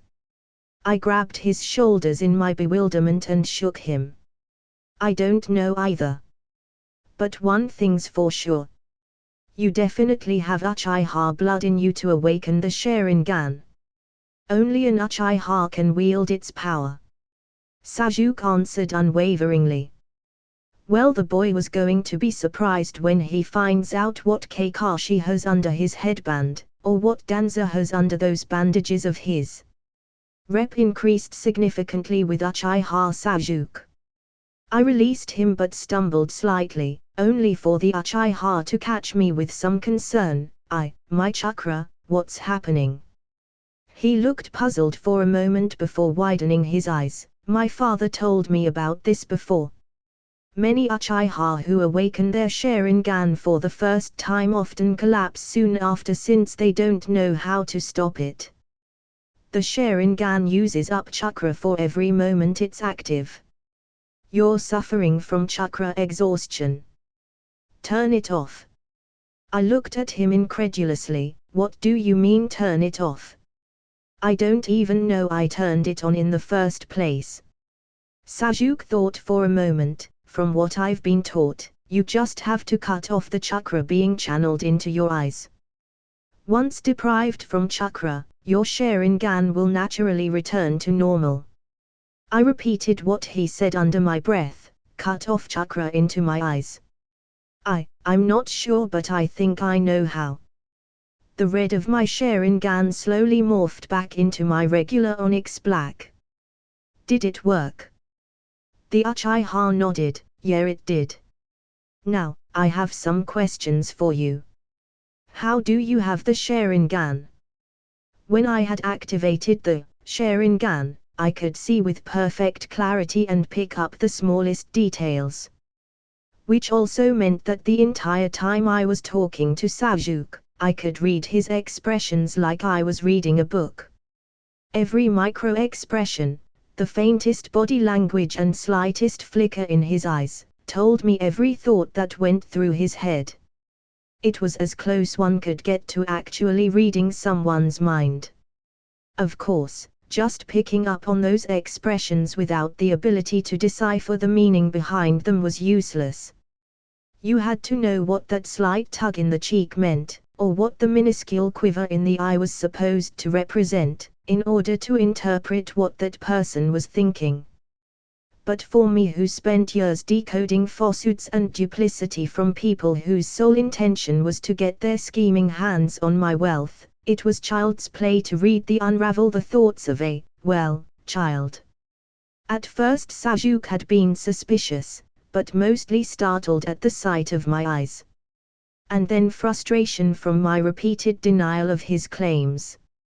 My constant dismissal of the possibility of my possession of Sharingan eyes led him to be increasingly insistent on making me believe him, which helped remove what might have initially been hostility and suspicion. Of course, I still had to supplement the lies with some Oscar-worthy acting. When I had stumbled from chakra exhaustion earlier, it was also to reinforce the idea that I had no idea what I was doing. Even though my CP had barely been touched since I started using the Sharingan, as my CP regenerated at a rate faster than what keeping the Sharingan active consumed. Like I've been saying, I have no idea how this is even possible. To the best of my knowledge, even the orphanage had no clue who my parents were. They had found me in the aftermath of the Kyuubi attack, alone and on the streets. There were no existing documents that recorded my birth, nor anyone who came forward to claim me. The orphanage assumed my parents were possibly foreign visitors who unfortunately got caught up into the Kyuubi's attack. I paused, as though the current subject matter was too hard to get through. This part was actually true. I had asked Ri once and that was all she could tell me. I continued. But now that you're telling me that since I have the Sharingan, then that could only mean, what you're saying is that it could only mean one of my parents, or possibly both, might have been from the Uchiha clan. Sasuke's gaze softened. He had never imagined that something this might happen. After losing all of his family over a month ago, except for his treasonous, mass-murdering brother, he had abandoned all hope of ever meeting another family member he would not want to kill. But now, as if he were stuck in a dream, his ardent wish to have just another Uchiha in the village with him came true. Yes, Shinji. That means you're an Uchiha too. Rep increased significantly with Uchiha Sasuke. The conversation didn't last too long since Sasuke needed some space and time to process what he had just found out. Frankly, I didn't want to leave him so soon as I had been worried he might spill the beans somehow. But I didn't want to push my luck, so I compromised by walking back with him to his clan compound. During the walk back, I tried to gauge his emotions, as we engaged in some small talk, from his facial expressions and body language. While not as effective as when I had the Sharingan active, the kid was distraught enough that it wasn't hard to decipher what he was feeling. Mostly it was confusion, anxiety and some meager blend of hope, expectancy and delight. I kind of felt slightly bad for playing with his emotions like that, but it was necessary. A means to an end. But it wasn't all bad, more of a mutually beneficial arrangement. He would receive a friend and clan member that he could trust, while I would gain access to the Uchiha Jutsu Library and the Uchiha Natural Dungeon, when I found it. Sasuke was so distracted by the whole ordeal that he had forgotten to ask where I learned the Great Fireball Jutsu from. However, I took the initiative to earn his trust by informing him that it was a scroll I had found mistakenly placed in the Academy student section of the Konoha library. Obviously untrue, but he seemed to buy it. As we neared the clan compound, I requested for Sasuke to keep my identity as an Uchiha a secret for now. When he asked me why, I gave him the speech that I had been preparing for a while.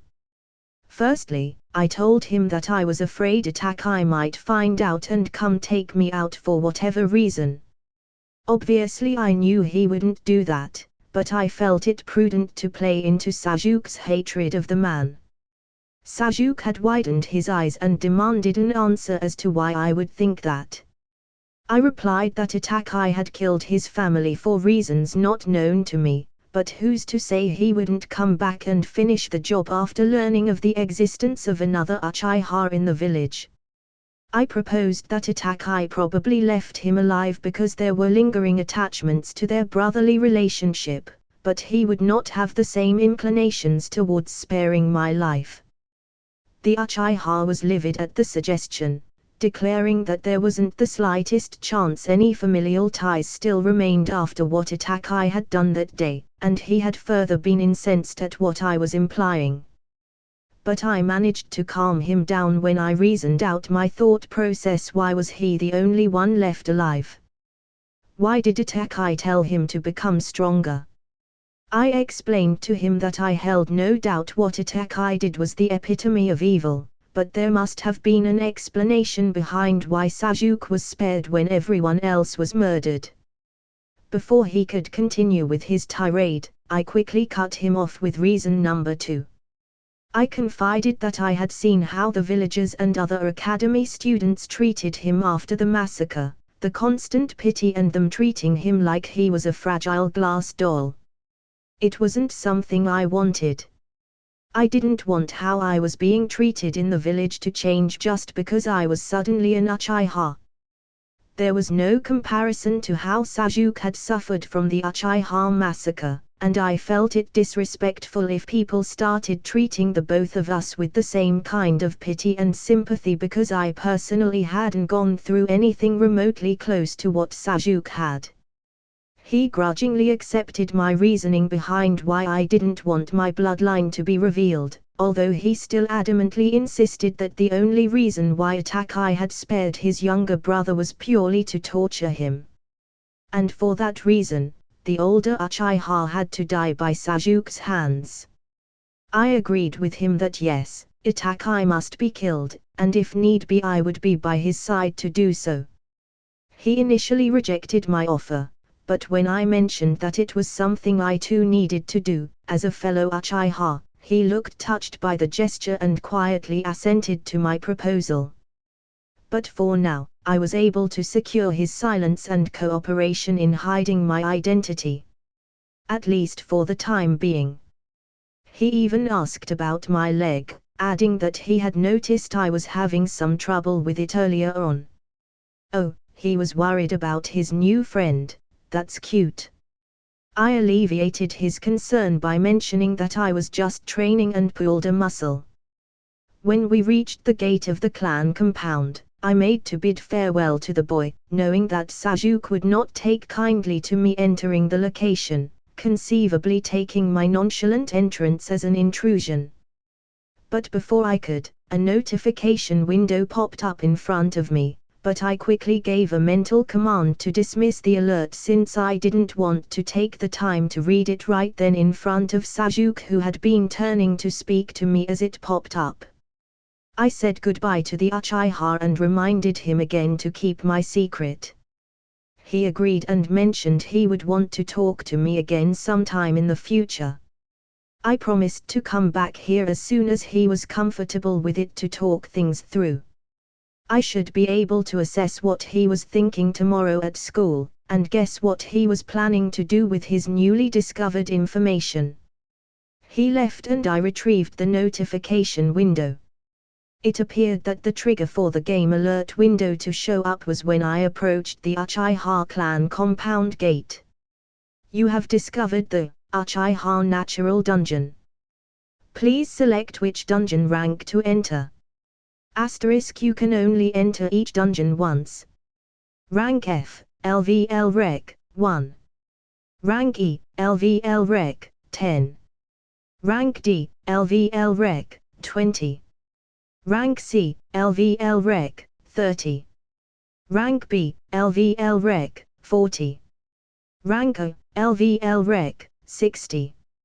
As much as I had wanted to dive right into the Rank F dungeon, there was no way I was willing to risk it with my ruptured muscles debuff. So I made my way back home while making plans to return here the next day. But first, I had to go upgrade my weaponry.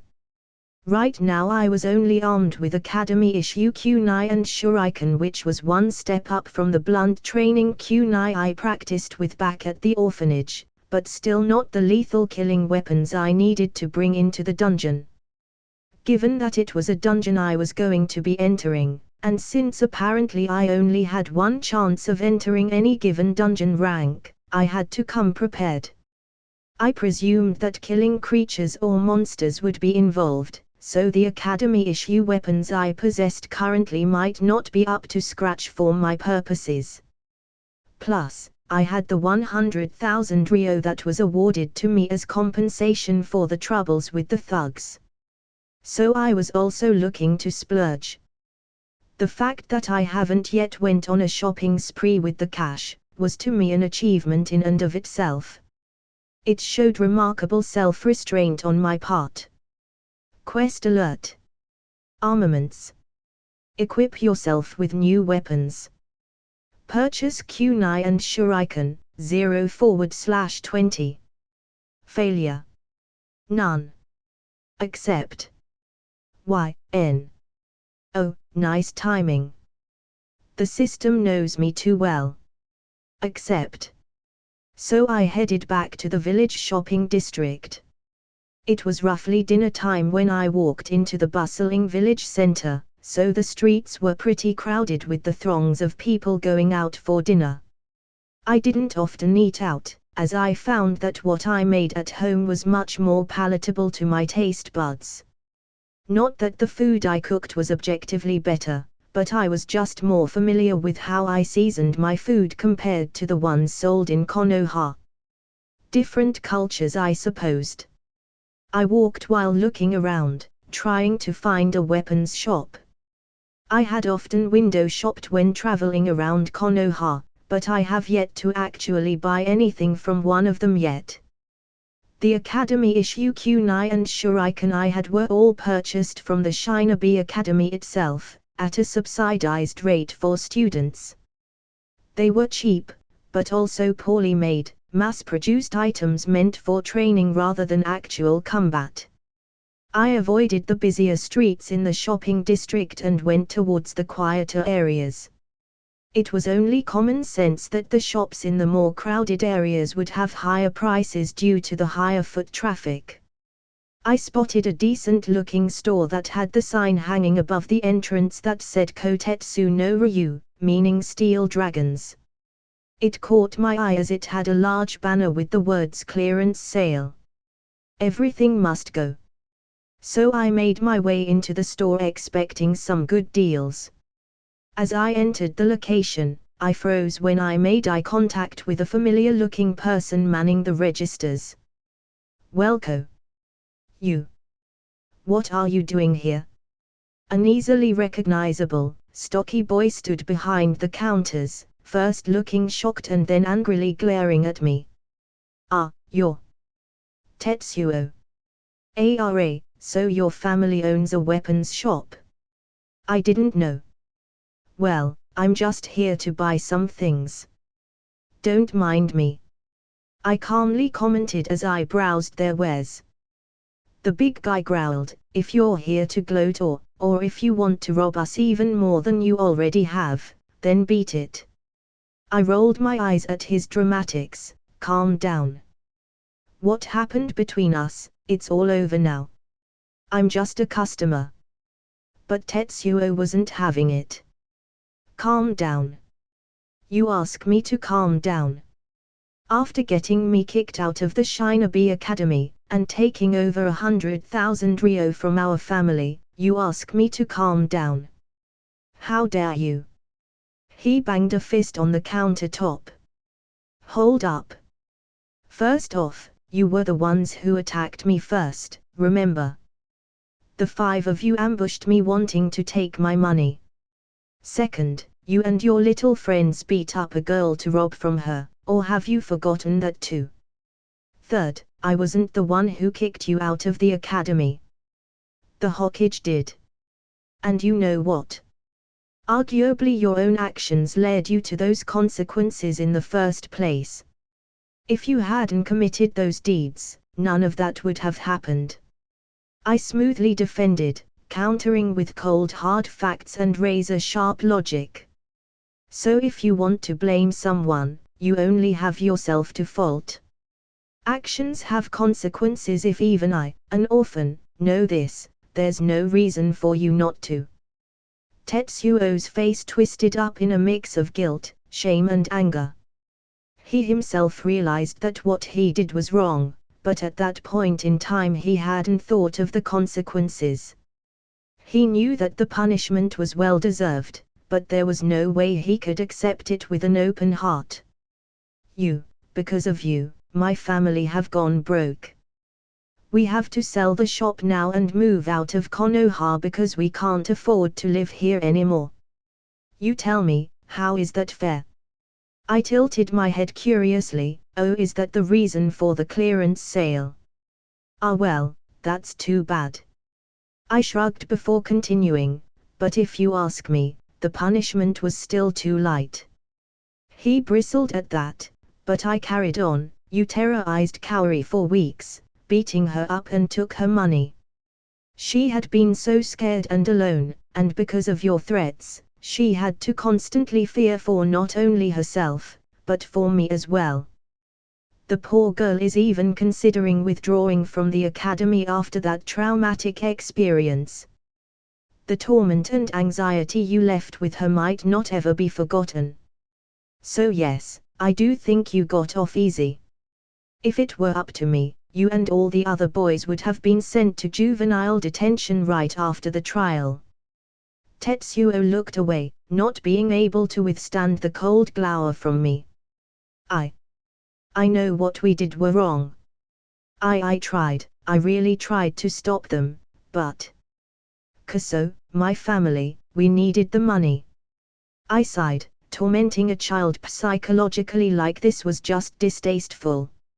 And the boy was telling the truth. He did try to stop his gang, but too bad he didn't go beyond what was essentially a courtesy objection. "Look, it doesn't matter if you had a good reason to do what you did. It still wouldn't justify your actions. And besides, I'm sure your parents weren't expecting you to be responsible for helping with the family finances. We're just kids, you know. You made a mistake, that's all. But you have to own up to the mistake and deal with the consequences. That's what being a man is about. Are you a man?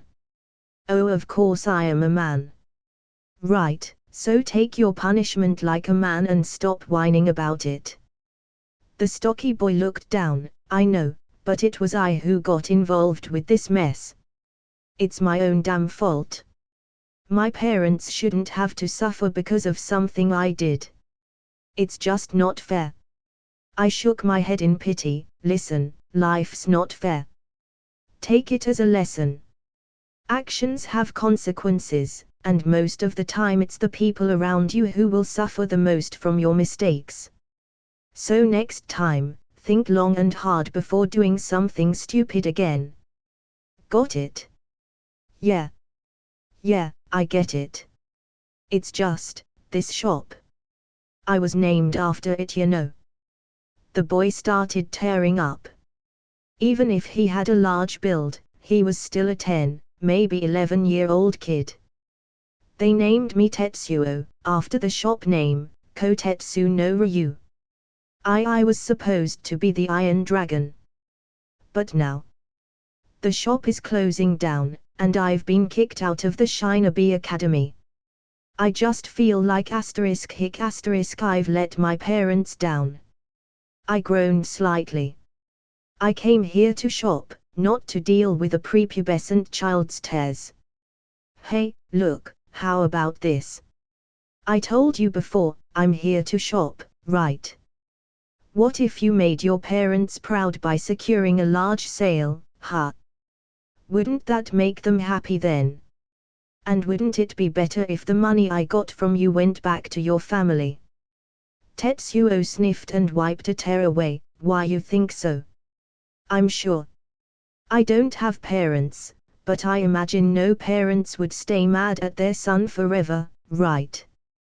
Just slowly win back their trust and, you know, sooner or later they'll forgive you and life will go on like it always has. Annoyed at the whole situation, I tried comforting him.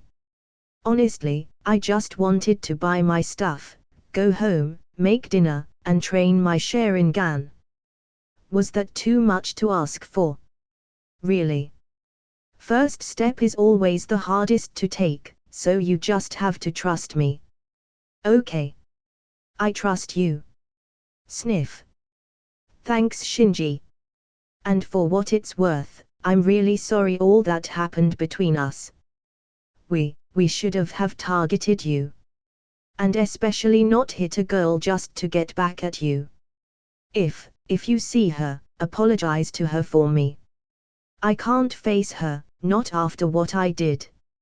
Sure. But like I said, it's over now. Don't worry about it anymore.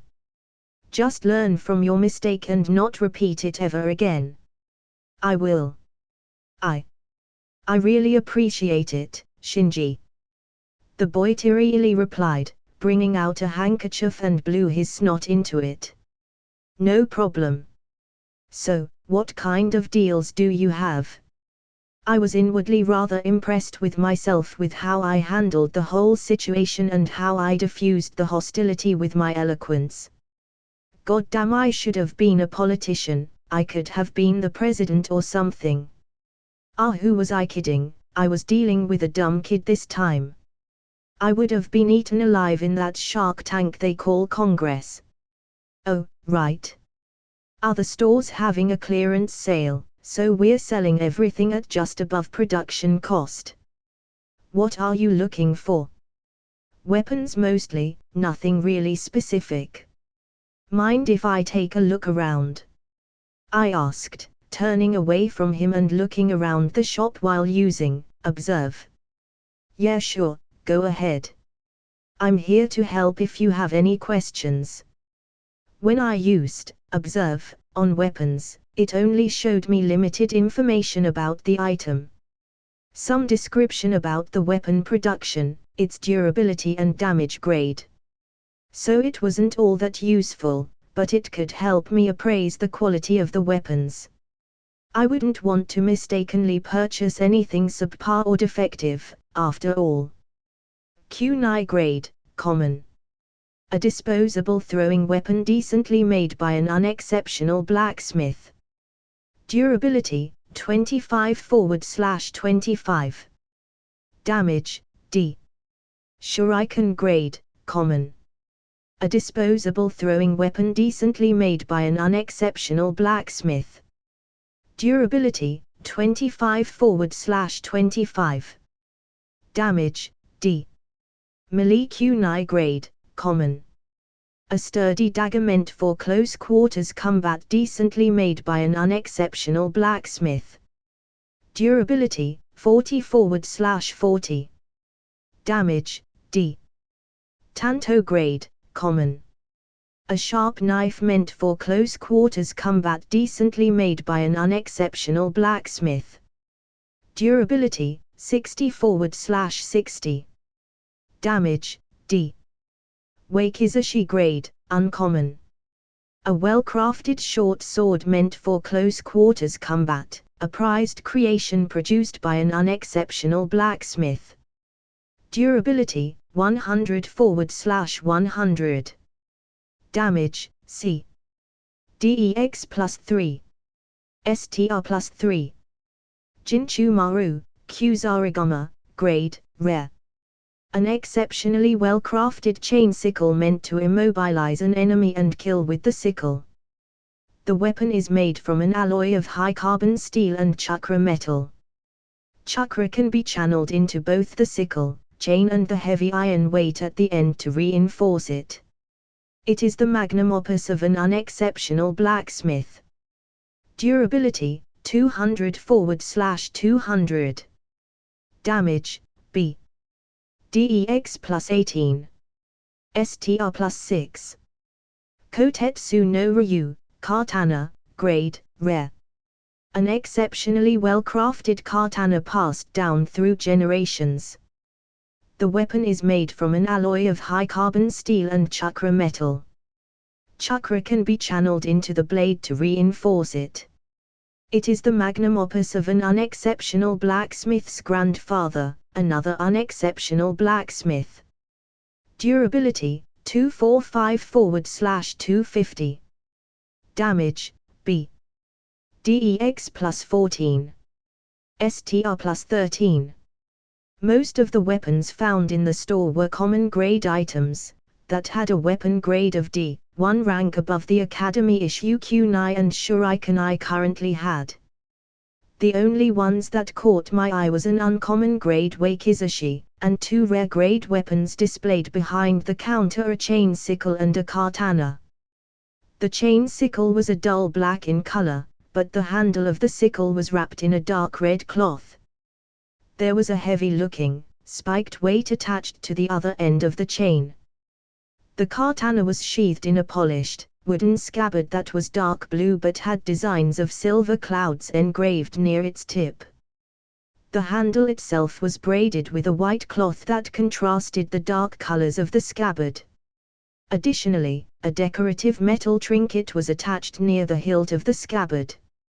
It was not the first time I encountered weapons that granted stat boosts. They were often displayed in the windows of some weapon shops, but their prices were usually way out of my price range. But if this shop was currently having a clearance sale, I might be able to acquire these weapons at a discount rate. Trying to appear as casual as I could, I indifferently hummed while browsing the wares and casually picked up the wakizashi. This seems decent. I unsheathed the blade, slightly less curved than the usual standard, from its pure black scabbard lacking any fancy decorations. How much for these, and also this wakizashi? I asked while gesturing to the kunai, shuriken and tanto. Oh, let me check. 1,000 ryo for the throwing weapons, 1,500 ryo for the melee kunais, 4,000 for the tanto and 16,000 ryo for the wakizashi. Tetsuo replied after flipping through the chart that had been prepared. Cheap. It was way cheaper than the prices offered on the main street stores, which was roughly double the price here. Thank Kami for the clearance sale. But I wouldn't be a businessman if I didn't haggle further. What's the price after the clearance sale discount? I asked innocently. That is the price after the clearance sale discount. Tetsuo folded up his arms, apparently used to hagglers. Seriously? No wonder your family's store is going out of business if you're selling this kind of goods at those prices. I stated incredulously, as though I couldn't believe the price gouging that was going on. Hey, too soon. And screw you. Those prices are more than reasonable, it's half what the other weapon shops are selling them for. Tetsuo replied in annoyance. Well yeah, sure, but I mean honestly the reason why I even came here in the first place was because I thought the shops so far away from the busier district would have lower prices. 1,000 ryo for the shuriken is what I expected before the clearance sale. And look, frankly, the quality of these weapons aren't exactly the best, right? No offense, but they are kinda poorly made. I bargained, examining the kunai and wakizashi in my hands with a dubious expression. What? No way. Don't try to trick me, the numbers I quoted are what my dad told me to say. I can't sell them for less than that. Hey, where are your parents anyways? Are you the only one manning the shop? I asked, trying to move his focus away from my trickery. Tetsuo shifted uncomfortably in place, before despondently answering, "They're at the bank." Something about selling the shop. I think our family owes money to the bank. Ah, I see. Sorry for asking. Wait, your dad made these weapons? Aha, what about it? Ah, now I get it. No wonder these weapons are lower quality than the more popular stores. Tetsuo raised an eyebrow. What are you talking about? Your dad's a civilian, right? As in non-shinobi? Tetsuo nodded in the affirmative. Exactly, how can a civilian who doesn't even use chakra make weapons that are as good as the ones made by shinobi? I heard the best store in Konoha is owned by a retired jounin. How could your products even compare? I explained, resuming my efforts to haggle. The boy shook his head. Nah, my dad told me there's no difference in the stuff they make. We civilians have our own way of processing chakra metal that doesn't rely on chakra to smith the weapons. He said the only reason why that store is more popular is because the owner has shinobi friends who shop there to give him face. Smiling wryly, I replied, well, I mean, which father would willingly admit to his son that the weapons he makes are inferior to others, right? He had to tell you something else, otherwise it would be embarrassing for him. I've seen the stuff at that Higurashi weapon shop, they're legit. Tetsuo looked mind blown.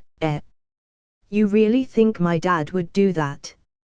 I nodded confidently. Trust me, I know what I'm talking about. He turned uncertainly at the weapons displayed around the shop. Then how much do you think is fair? Oh, Tetsuo. My dear, sweet, naive, but oh so stupid Tetsuo.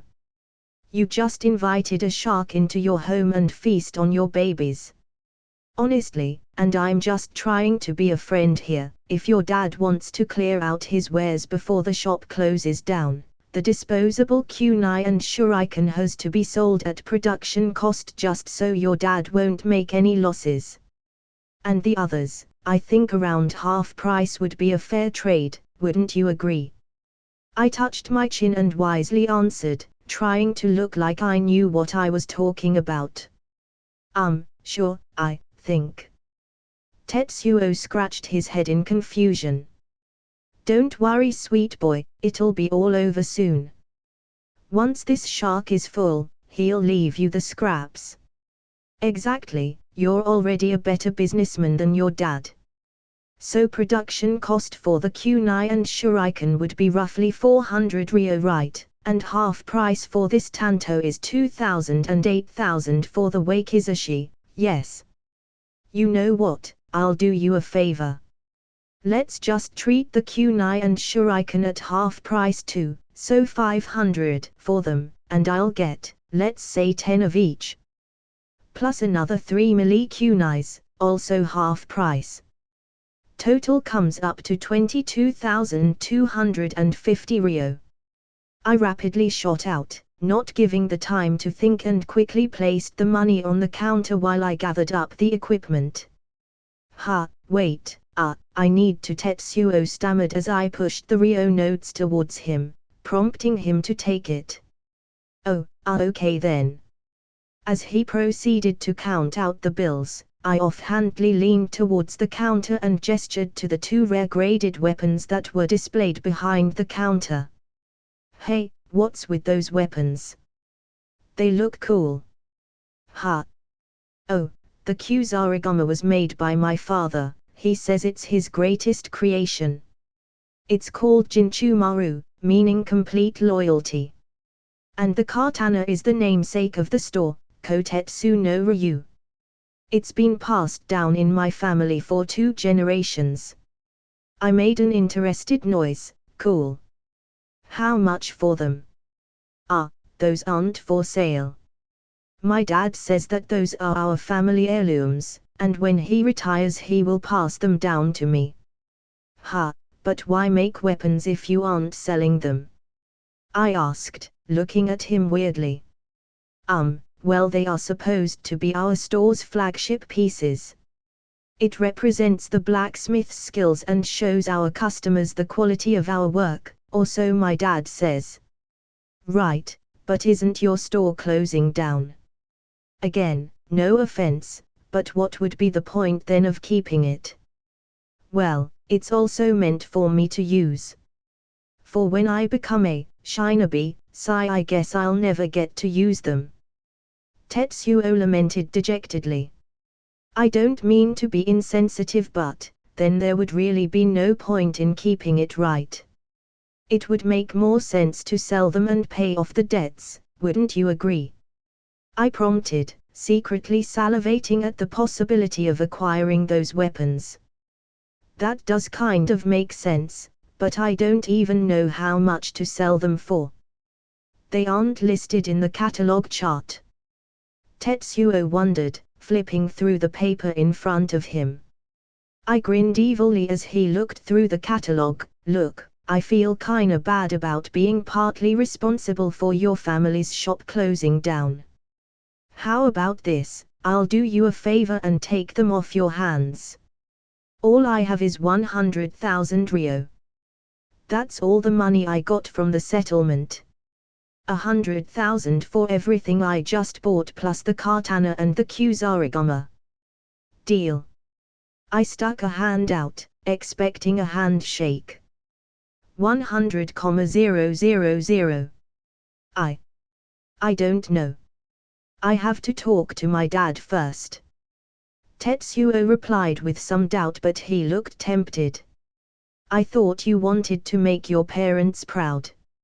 How better to do so by surprising them with a large sale you made all on your own. Think about it, it's 100,000 ryo. I'm pretty darn sure that would go a long way rebuilding the trust you lost with them. Come on, don't leave me hanging here. I jiggled my extended hand, trying to make him feel bad for not shaking my hand. Tetsuo wavered in place indecisively. That is a lot of money, and what you said made sense too. Why would we keep the weapons if we're not going to have any more use for it? Maybe Dad wants to sell it but forgot to tell me. He was clearly racking his brains to justify selling them. He wants to, but he just needed one more nudge. Exactly, and your parents would be so happy. They will say something like, "Oh Tetsuo, good job. 100,000 ryo sale. We're so proud of you, and you will be like thanks Mom and Dad. It was all thanks to my good friend. Actually, don't mention my name, wouldn't want you to have to split the credit, am I right? The stocky boy folded his arms and closed his eyes in thought, imagining the scene in his head, before he smiled and took my hand in his. Deal. And with a firm handshake, I hoodwinked 2 rare-grade weapons from a failing business for a fraction of the price. Capitalism was a ruthless bitch, and so was I.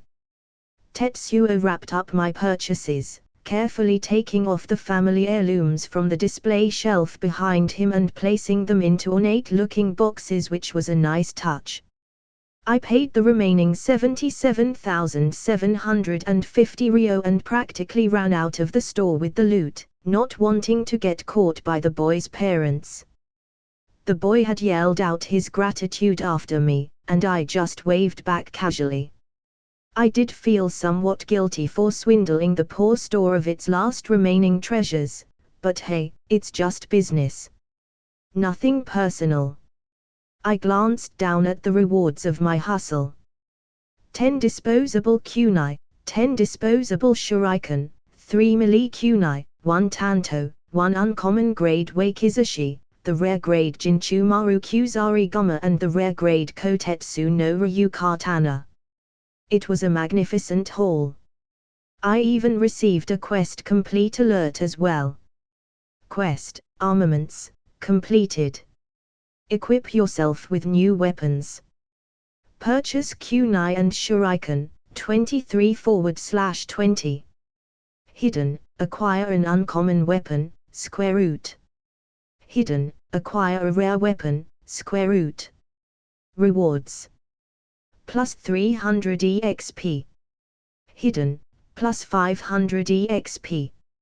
Hidden, plus 500 EXP. You have leveled up. Congratulations. You have acquired a rare grade weapon for the first time.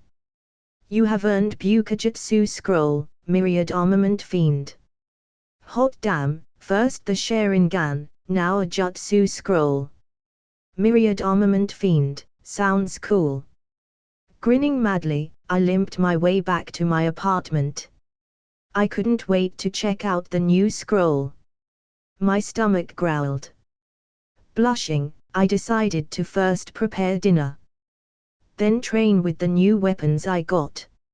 Shinobi Academy classes went on as per usual the day after I revealed my Sharingan to Sajuke. He didn't look any different from yesterday, still the same brooding, quiet kid. But I did notice a lot of furtive glances thrown my way throughout the lessons. Hopefully, no one else noticed, or they just might get the wrong idea. He didn't seem eager to continue our discussion from the day before, so I gave him the space and time he needed to properly process his thoughts.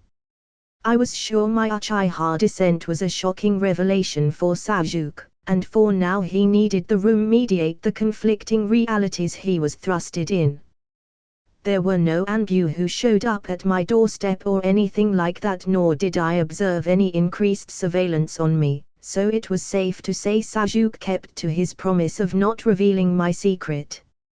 I was still slightly worried that there was a chance he would confide in the village leaders or the Chunin instructors regarding my parentage, but all I could do was adopt a wait-and-see approach.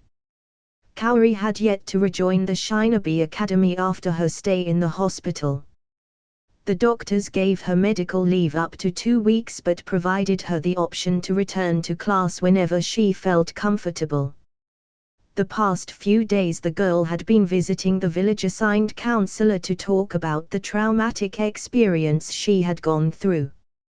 But other than that, she usually shut herself in her own room and wasn't keen on anyone visiting, not even me. I was more than happy to give the girl some distance for her to recover from her trauma. Not to be insensitive but, to be brutally honest, I had better things to do with my time. For instance, training my new skills. The Bukajutsu scroll I received yesterday, Myriad Armament Fiend, wasn't an active skill like power strike, that I automatically learned upon reading through the scroll. Rather, it was a training manual that showed me how to use a literal myriad of weaponry. Oddly timely since I had just acquired Jinchumaru, but it didn't matter either way. The Myriad Armament Fiend was a technique scroll that taught the fundamental methods of wielding dozens of different weapons, such as the Kusarigama, quarterstaffs, gauntlets, spears, whips, every possible weapon you could imagine. There was even a section on fighting with a folding chair. The system also created a new skill once I finished reading through the scroll and roughly understood how each weapon worked. Myriad Armament Fiend, Passive, LVL, 1. Proficiency in an immeasurable number of weapons. Plus 10% to physical damage when using a weapon. Plus 10% to movement speed when using a weapon. Slim chance to deal critical hit when using a weapon. Once the skill was created, it was as if knowledge itself was injected into my brain as I suddenly knew how to use the Kusarigama I purchased at a level where I would not be considered an amateur. Not only the chain sickle, I was even able to brandish the katana with frightening ease when I unsheathed it. It was as if the skill filled in the blanks in my knowledge when it came to handling weapons. Awfully convenient since that meant I wouldn't need to painstakingly learn how to use them over time. Heck, I could even embark upon the weapons master route with this skill. It would be terrifying to see its effects once I reached max level with it. Of course, the description of immeasurable was an exaggeration, seeing as how there were only guides to using dozens of different weapons, but to the uninitiated, it might as well be immeasurable if they saw pulling out and being able to use any and all sorts of weaponry. So with my weapons properly stored in my inventory space, and free of the ruptured muscles debuff that had hampered my movement after a good night's sleep, I was ready to enter the Uchiha Natural Dungeon. I made my way to the Uchiha clan compound after class and approached the gate. The notification window appeared before me once more. Do you wish to enter the Uchiha Natural Dungeon? Please select which dungeon rank to enter. Happy Smiley. Asterisk, you can only enter each dungeon once. Rank F, LVL Rec, 1. Rank E, LVL Rec, 10. Rank D, LVL Rec, 20. Rank C, LVL Rec, 30. Rank B, LVL Rec, 40. Rank A, LVL Rec, 60. I mulled over the options. I still wasn't sure what I would find in the dungeon once I entered, but judging by how the level requirement for the lowest ranked dungeon was only level 1, I was relatively confident of at least emerging from it alive. Furthermore, the asterisk description also gave me pause. I could only enter each dungeon once, meaning that if I wanted to maximize the benefits of the dungeon, I had to be certain I could clear it in one shot. Meaning, if I gave up halfway and left the dungeon, it would only be a waste of the opportunity. Resolving myself, I selected rank F. I should be well prepared enough, and frankly overleveled for a level 1 requirement dungeon. The world around me suddenly shattered as though reality was formed from glass. And instantly, a different world took its place. Even though it was still early afternoon when I arrived, the light from the sun that had been illuminating the area was replaced by the dull glow of moonlight. It was apparent that day had instantly shifted into night. I was still at the entrance of the Uchiha clan compound, just that it was darker than before. Just as I was getting my bearings from being suddenly transported into the dungeon, a game alert window popped up. You have entered the Uchiha Natural Dungeon, Rank F Dungeon. Clear condition, eliminate the boss. Since this is your first time entering a dungeon, please take note of the following. Happy Smiley. 1. You cannot exit the dungeon before it has been cleared. 2. time moves 3 times slower in the dungeon. 3. You have a time limit of 24 hours to clear the dungeon before you are forcefully ejected. 4. Being forcefully ejected will have consequences. Congratulations! You have entered a dungeon for the first time. Double EXP and loot has been applied for 24 hours. I read through the rules, pausing at the first one. I was not allowed to leave the dungeon voluntarily until either it has been cleared or the time limit was up. And being forcefully ejected would have as of yet unknown consequences. Which meant that before entering the dungeon, I had to make sure I was able to clear it, otherwise I would be punished. Furthermore, since I only had one opportunity to enter any given dungeon, failing to clear any one would mean I would lose the opportunity to clear that particular dungeon. And seeing from how the system worked, that had to be some form of reward if I was able to clear every single one. Next, time moved 3 times slower in the dungeon, which I assume in comparison to reality.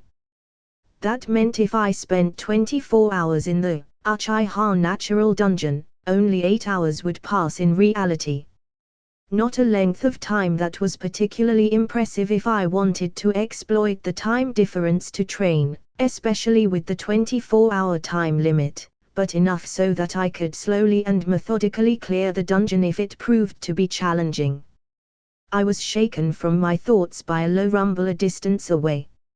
It was only now, after being distracted by the dungeon rules and the sudden shift in my whereabouts, that I realized beyond the gate where I was standing at, there were corpses littering the ground. And it was also at this moment when the air shifted, so did the smell of what I could only assume to be rot and viscera assault my nose. I recoiled at the smell, spotting the blood that were splattered across walls and pooling on the ground. Cautiously, I casted Observe on one of the corpses while removing Jinchumaru from my inventory, already spinning the weighted end. Myriad Armament Fiend had transplanted the knowledge on how to wield the exotic weapon, so I was more than comfortable with it in my hands, even though this was the first time I had ever held it for any prolonged period of time. Undead Uchiha Civilian LV3. HP 500/500. CP. A corpse of a civilian belonging to the Uchiha clan that has been reanimated to walk upon the earth once more. She thinks that you are food. The zombie is weaker than you. Jesus fucking Christ, are these the people killed by Atakai during the Uchiha massacre? Are these all the corpses of people slain by the wayward Uchiha? Then that means. Hastily, I used observe on the other bodies littering the street. It was apparent that the Rank F dungeon had a zombie theme to it, possibly the entire Uchiha Natural Dungeon did too. Most likely the distinct dungeon ranks differentiated the kinds of zombie I would face and how strong they were when they were alive. In the Rank F dungeon, it seemed that I was to face undead civilians since all the corpses I used observe on had roughly the same status as the first one I targeted. Their levels varied individually, there was even a level 1 zombie that resembled a small child. I had to physically withhold my gag reflex at the sight of the cold, motionless body of what was practically an infant caked in blood. The highest leveled one I found was a level 6 adult man leaning against a wall. Before I could cast observe on more zombies, at the same moment one of the bodies shook slightly. The next moment, it planted one arm on the ground and started pushing itself up. Game start, I suppose. I activated my Sharingan, gaining the crystal clear clarity of vision once more. It was a good chance to grind the skill up since my CP regen was more than enough to cover its CP cost. And unless I was going to start spamming Jutsu or Power Strike, my chakra reserve should prove sufficient for now. There was no more time to waste as more and more of the zombies started moving. Although I was still slightly hesitant to deliver what needed to be a killing blow to these humanoid creatures, the gamer's mind cleared me of what doubt I still had left. I swung the heavy metal weight of my Kusarigama, and lobbed it at the one closest to me, the one I first observed and who was starting to take its first steps. The iron weight went soaring through the sky before it came crushing down viciously on the head of the zombie, which instantly caved its skull with a sickening crunch. Plus 60 EXP. The undead civilian was instantly killed, and I watched as the corpse collapsed, then disintegrated into a small cloud of black smoke. Their dead bodies were not left lying on the floor, but it did leave behind a small, palm-sized glowing orb floating in its place. It was the first time I received EXP for defeating an enemy, which I could only theorize was either because it only happened in a dungeon, or the more like scenario that it was because I never killed any of the opponents I faced before. I had no time to waste figuring out what that white orb was at the moment, as by now the other undead, turning to look in my direction, were starting to move towards me. I pulled back the chain and tried stepping backwards to give myself more space, but found out that I couldn't, as an invisible barrier now closed off the still open gate of the clan compound. I could only go in further but could no longer go back the way I came from. This told me a few things. 1. The natural dungeon was a finite space, most likely covering the entire Uchiha clan compound, which wasn't a sizable piece of land but large enough that a single person like me would have to take some time combing through. 2. The plan I had to retreat into the forests should I find myself being overwhelmed had to be scrapped. 3. In a finite space with an unknown number of enemies hunting me, I could not be reckless with my actions without more information. Due to the perimeter of the dungeon blockading my retreat, I could only bite down the rising anxiousness and wildly swung my chain. The spiked weight did its job brilliantly, tearing through the craniums of the zombies. If there was one thing years and years of consuming zombie entertainment had taught me, it was to aim for their heads.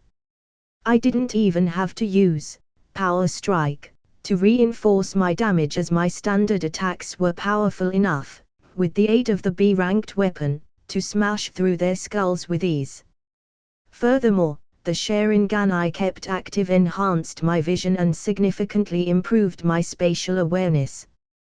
The zombies that were already moving slowly looked like they were moving an inch a second through my Daojutsu.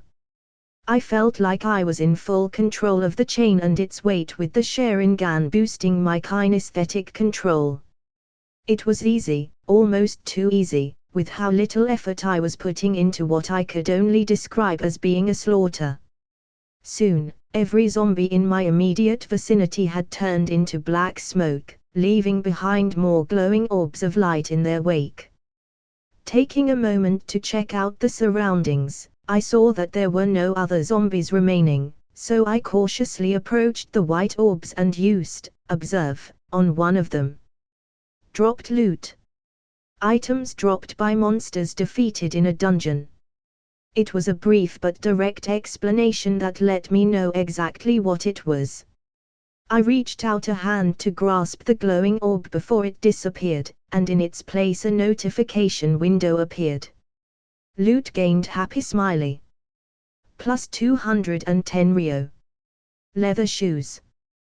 The dropped items automatically entered my inventory space, which from what I could guess held limitless storage space, not that I experimented too much with it. I had expected for money to be dropped by the enemies I killed in the dungeon, but to see it actually appear in my inventory space was sort of wild. I briefly counted the number of loot orbs on the ground, totaling up to 22 of them. If the remaining loot orbs gave the same level of rewards, I could only draw two conclusions. I was going to be filthy rich again, and I could probably open up a second-hand clothing store by the end of this dungeon run. After dispatching the 23 zombies I first encountered at the compound gate, I proceeded cautiously deeper into the dungeon. It didn't take long for me to come across more zombies wandering the streets.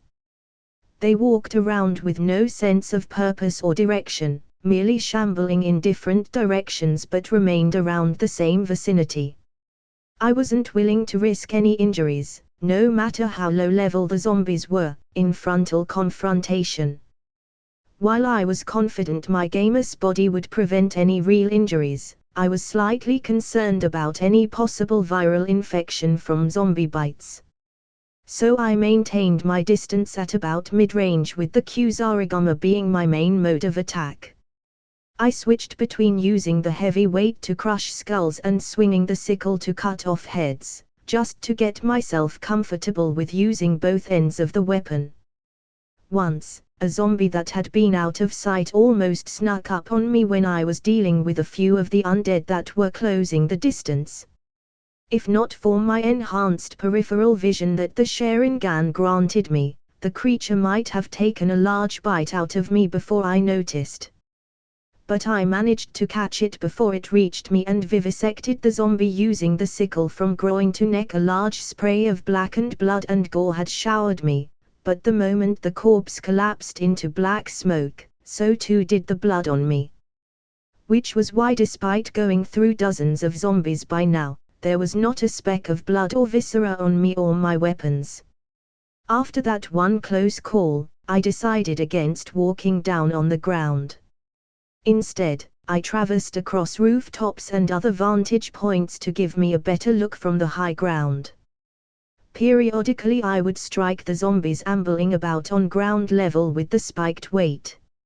I tried not to use any kunai or shuriken as I didn't want to take the time nor the risk to retrieve them after the battle was over. But after a while I realized that I was going to have to descend to pick up the dropped loot anyways, so I began using my throwing weapons liberally.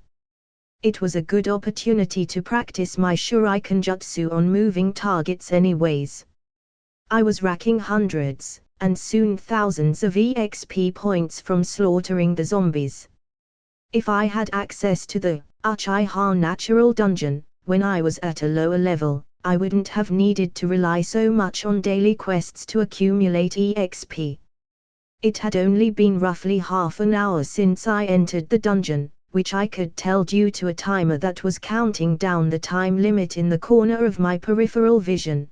But already I had garnered over 2,000 EXP from killing the zombies, and around 15,000 Ryo, in just 30 minutes of work. It was ridiculously efficient. Although my dreams of opening a second-hand clothing store might not come to pass, as articles of clothing were not the only items dropped by the zombies. I had assumed that the zombies would drop stuff that they had been wearing at the time of their death. Makes sense, right? Nope. They dropped random-ass miscellaneous items like a fork, toilet paper, candy. Sometimes I would also pick up items with more value such as a ring or earrings. But they weren't made of any precious metals nor did they have any gems embedded in them, so still pretty worthless. If this were the standard of items dropped with the double loot effect from the system, I could only imagine what would be dropped without it. Used wads of tissues. Scrap fabric. But the money was good though, so I couldn't complain. Clearing the streets of the Uchiha clan compound of zombies was a tedious but rewarding work. My initial hesitation over killing the undead civilians had all but vanished after some time. It was distasteful, yes, but I knew it was something that had to be done no matter what. Plus, as it turns out, grinding my skills on actual enemies and killing them with it was way more rewarding than to do so with static targets. Already, my Myriad Armament Fiend skill leveled up by 1, which raised its physical damage bonus to 20%, as well as leveling up my Sharingan skill once as well. I was initially unsure how I would go about leveling up the Myriad Armament Fiend skill when I first got it. Could I only gain skill EXP when I frequently used different weapons? Turns out, wielding a weapon using the knowledge implanted by the skill was sufficient enough to level it up. Which possibly meant that in the future, if I ever learned any other sword art for instance, it wouldn't increase my proficiency with Myriad Armament Fiend. It was also possible that the double EXP buff also applied to skill growth EXP, so it was probably a combination of the two that allowed my skills to level up so quickly. As I proceeded along the Uchiha main street, clearing whatever zombies I encountered, I mentally wondered about the clear conditions I had to eliminate the dungeon boss in order to clear the dungeon. But first I had to locate it before the time limit was up, and secondly, I had to determine whether the zombies would infinitely spawn until the boss has been killed or if there was only a limited number of zombies that would spawn and stay dead if killed. The first meant that it would be most beneficial for me to hold off on killing the boss monster since I could exploit the infinite spawn and accumulate EXP that way. The latter meant I had to carefully make sure I get every single zombie before going after the boss since I would lose out on the precious EXP if I missed some. Either way, however, I had to find the boss first before making any decisions. With that in mind, I continued making my way to the compound center while periodically taking out zombies and swooping down to collect the loot and retrieving my thrown weapons. At the same time I was internally making a mental map of the surroundings. Becoming more familiar with the layout of the area would be helpful on future dungeon runs. It didn't take long as I reached what I could only assume to be the town square of the Uchiha clan compound. While I was on my way here, I had tried entering the houses in the dungeon, curious to see if I could. Unfortunately, it seemed like the houses or any other structures appeared to be nothing more than decorations. The doorknob couldn't be turned, windows were blacked out and impervious to any damage. Even knocking on the window pane didn't give off the sound of hitting glass, but rather it sounded like I was knocking on concrete instead. I could only assume that the buildings in the dungeon merely acted as decorations and I could only explore the open streets. It was an oddly game-like feature that seemed out of place amongst the visceral and realistic setting of this world. The mini-town square was crowded with shambling zombies, more than any I've encountered in any one place. A brief count told me there was a little over 50 of them here. I grinned. I was only a few hundred EXP away from my next level up and the undead below me would net me over 1,000. From my perch atop the roof of a neighboring house that overlooked the square, I used observe on the zombies below me. Some of them were too far for the skill, but the ones that were I identified as ranging from level 5-7. There even a few 8s and 9s sprinkled in, as well as one burly-looking zombie at level 10. I had to be smart about my approach. There were too many of them for me to go buck wild and swinging, but they were also too far apart for me to burn them with the great fireball technique in one go. I thought for a bit before an idea struck me. Summoning the inventory screen, I browsed through it briefly before reaching in and retrieving 2 mugs and 1 porcelain bowl that had been dropped by the zombies earlier. If what I've been taught by zombies were accurate, these things were attracted to sound. I cocked back an arm holding onto a ceramic mug, angling it upwards. I adjusted my aim and gauged the amount of strength I would need to lob it near the center of the square. Once I was satisfied, I quietly threw it and it flew through the air, landing on the ground with a resounding crash as it splintered into 100 tiny shards. My plan seemed to have worked as the loud sound drew the attention of every zombie in the square as they simultaneously turned their heads towards the source of the sound. But only the ones closest to the shattered mug was starting to move towards it, the rest only stopped and stared in the direction of the mug. Good thing I prepared more loud, fragile things to throw then. Quickly, I aimed and threw another of the mugs which accurately landed near where the first one did, again delivering a resounding crash that echoed throughout the square. This time, even the zombies at the periphery of the mini-town square started moving towards the center. I just needed one more for good measure, but decided to wait until they were relatively closer to where I wanted them first before throwing. Once I was satisfied, I threw the last of the tableware. The porcelain bowl nearly struck a zombie's head but safely hit the ground instead. The zombies shambled faster towards the broken bowl, at which point I felt was a good time to unleash fiery wrath.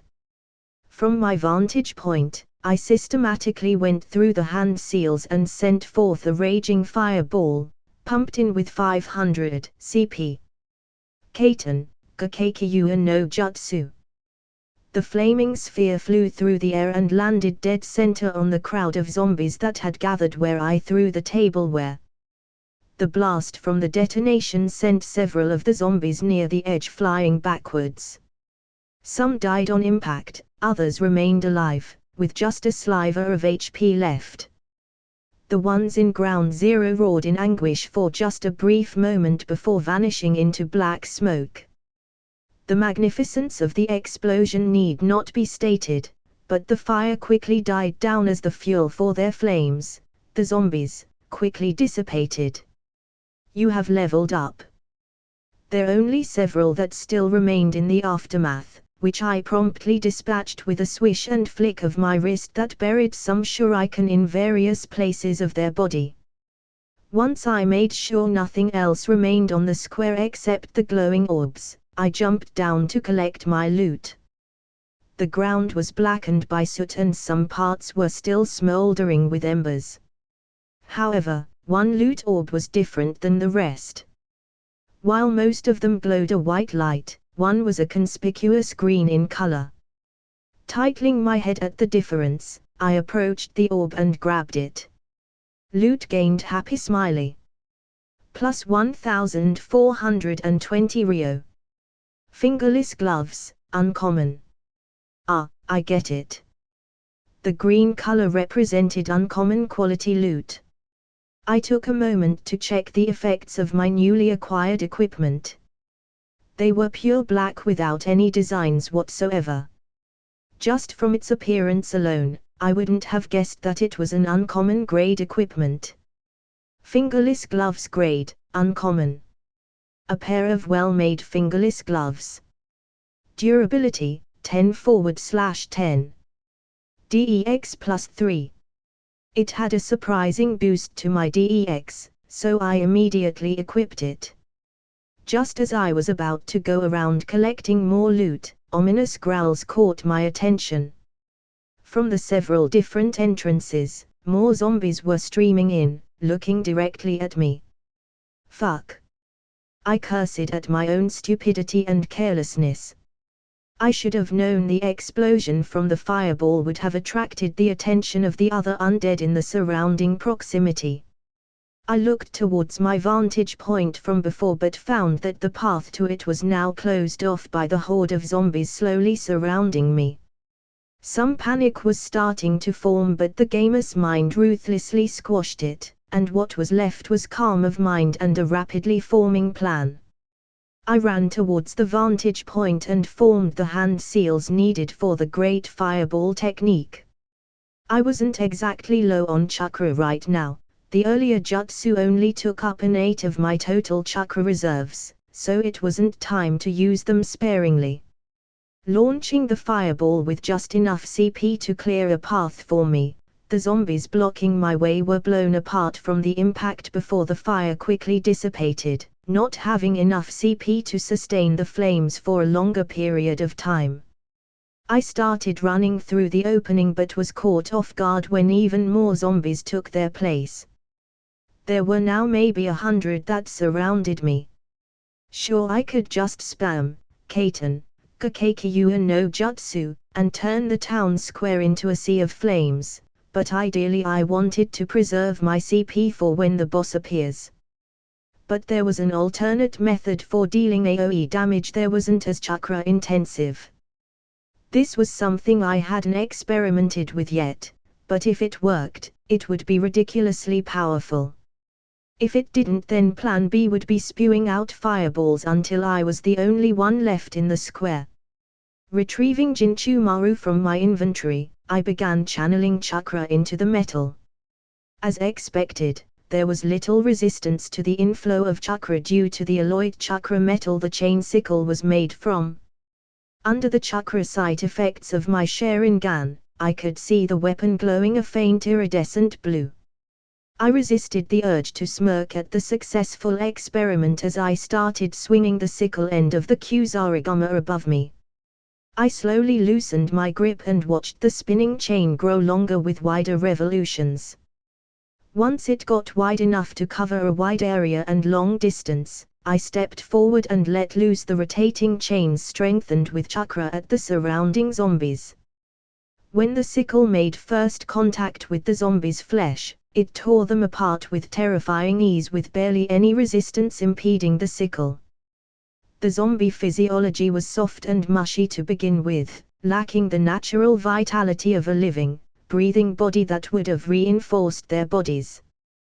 The sickle without the fortification of chakra could already cut into them effortless. With chakra being channeled into the sickle, it was simplicity itself to carve the undead into pieces. With every revolution of the spinning chain, a dozen or more of the undead would be bisected, beheaded or just mangled beyond recognition. And unlike creatures that were alive, the zombies held no fear nor any instinct for self-preservation. When their undead compatriots fell before them, they would simply continue moving forward without any regard for their own safety. Which was their downfall, as the sickle indiscriminately dismembered any that came within its reach. From an aerial view, the sight would have looked like a lawn mower cutting down grass that was moving towards the blades. It didn't take long before an eerie silence befell the square, with the only exception being the steady swooshing of the whirling sickle of death. I slowly let the inertia of the chain die down before pulling it back in a single motion and catching the handle of the sickle in midair. The only thing left in the square were over 100 spheres of white light, with a few green ones littered amongst the abundance of white loot orbs. Letting out a breath that I did not know I was holding, I raised a hand to wipe off the singular bead of sweat that marred my forehead. That single drop of sweat was representative of how much, or how little effort it took me to decimate roughly 100 zombies that surrounded me. Granted, the circumstances were exceedingly advantageous for me. The zombies were a mindless horde that had absolutely zero concern for their own lives. I was in a wide open area with nothing impeding the path of the chain. The zombies were not smart enough to simply crawl underneath the chain, and many more factors that contributed to the simple feat. But all in all, after checking my status, I could see that the entire endeavor only took 200 CP to accomplish. That was factoring in the usage of Sharingan and chakra being channeled into Jinchumaru. Now I just needed to pick up all the loot. All of which totaled up to 57,750 Rio, over 100 miscellaneous items and several uncommon items. Silver ring grade, uncommon. A well-made silver ring. Durability, 15/15. Vit +2. HP region +1%. Berserker's eye patch grade, uncommon. Durability, 5/5. An eye patch once worn by a berserker to seal his own powers. All stats -50%. Inferior strength elixir grade, uncommon. A substandard concoction that is poorly made. When consumed, permanent +1 to STR. Indestructible underwear grade, uncommon. Durability, infinite. A cotton blend pair of tighter whities that is indestructible through normal means.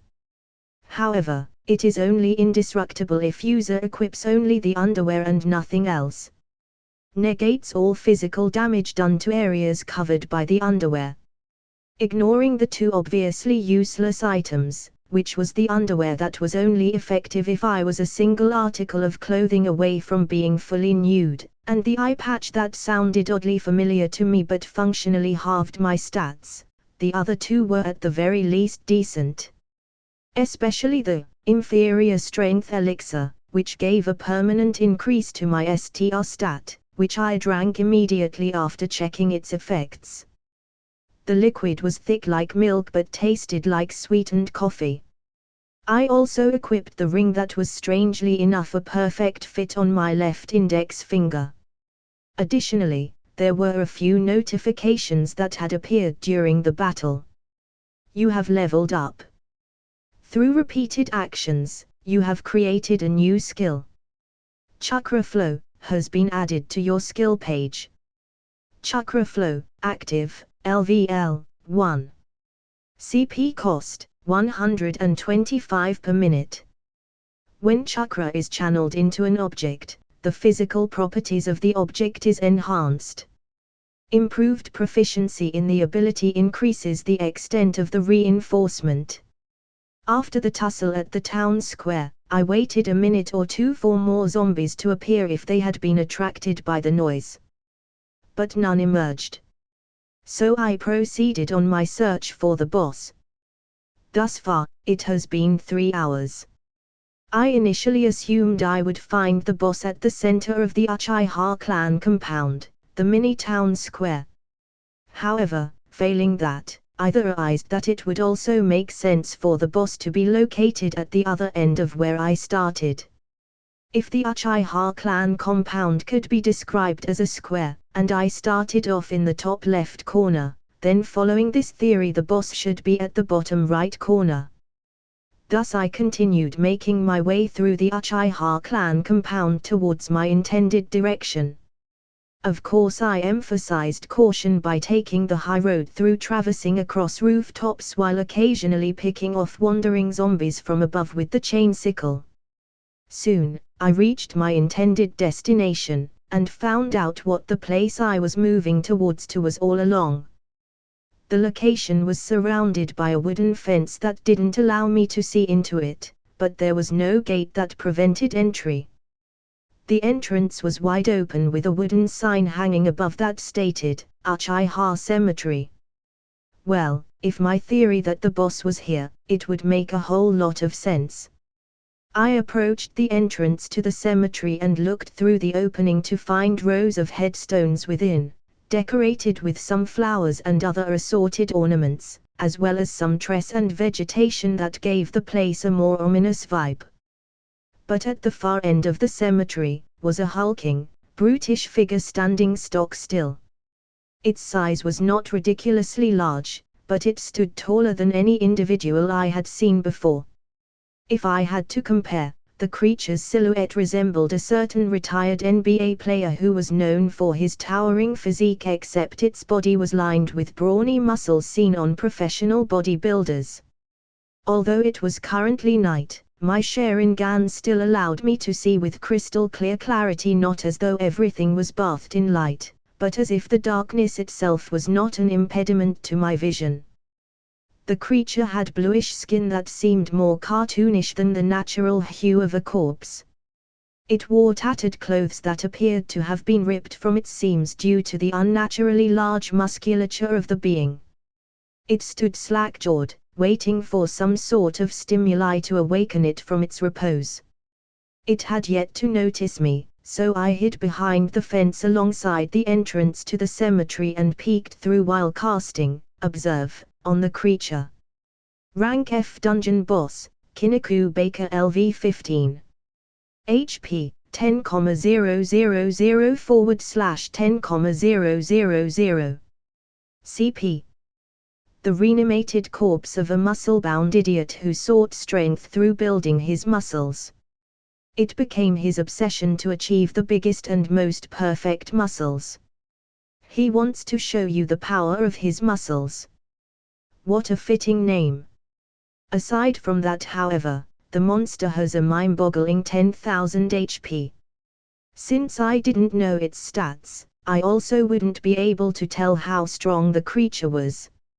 If its STR, Dex or int were directly proportionate to its HP, it would be a fairly tough fight. But if its level was any indication, it should signify that the boss should be around the same level as me, since I too was level 15 now. Either way, however, I had no intention to engage the zombie right this instant.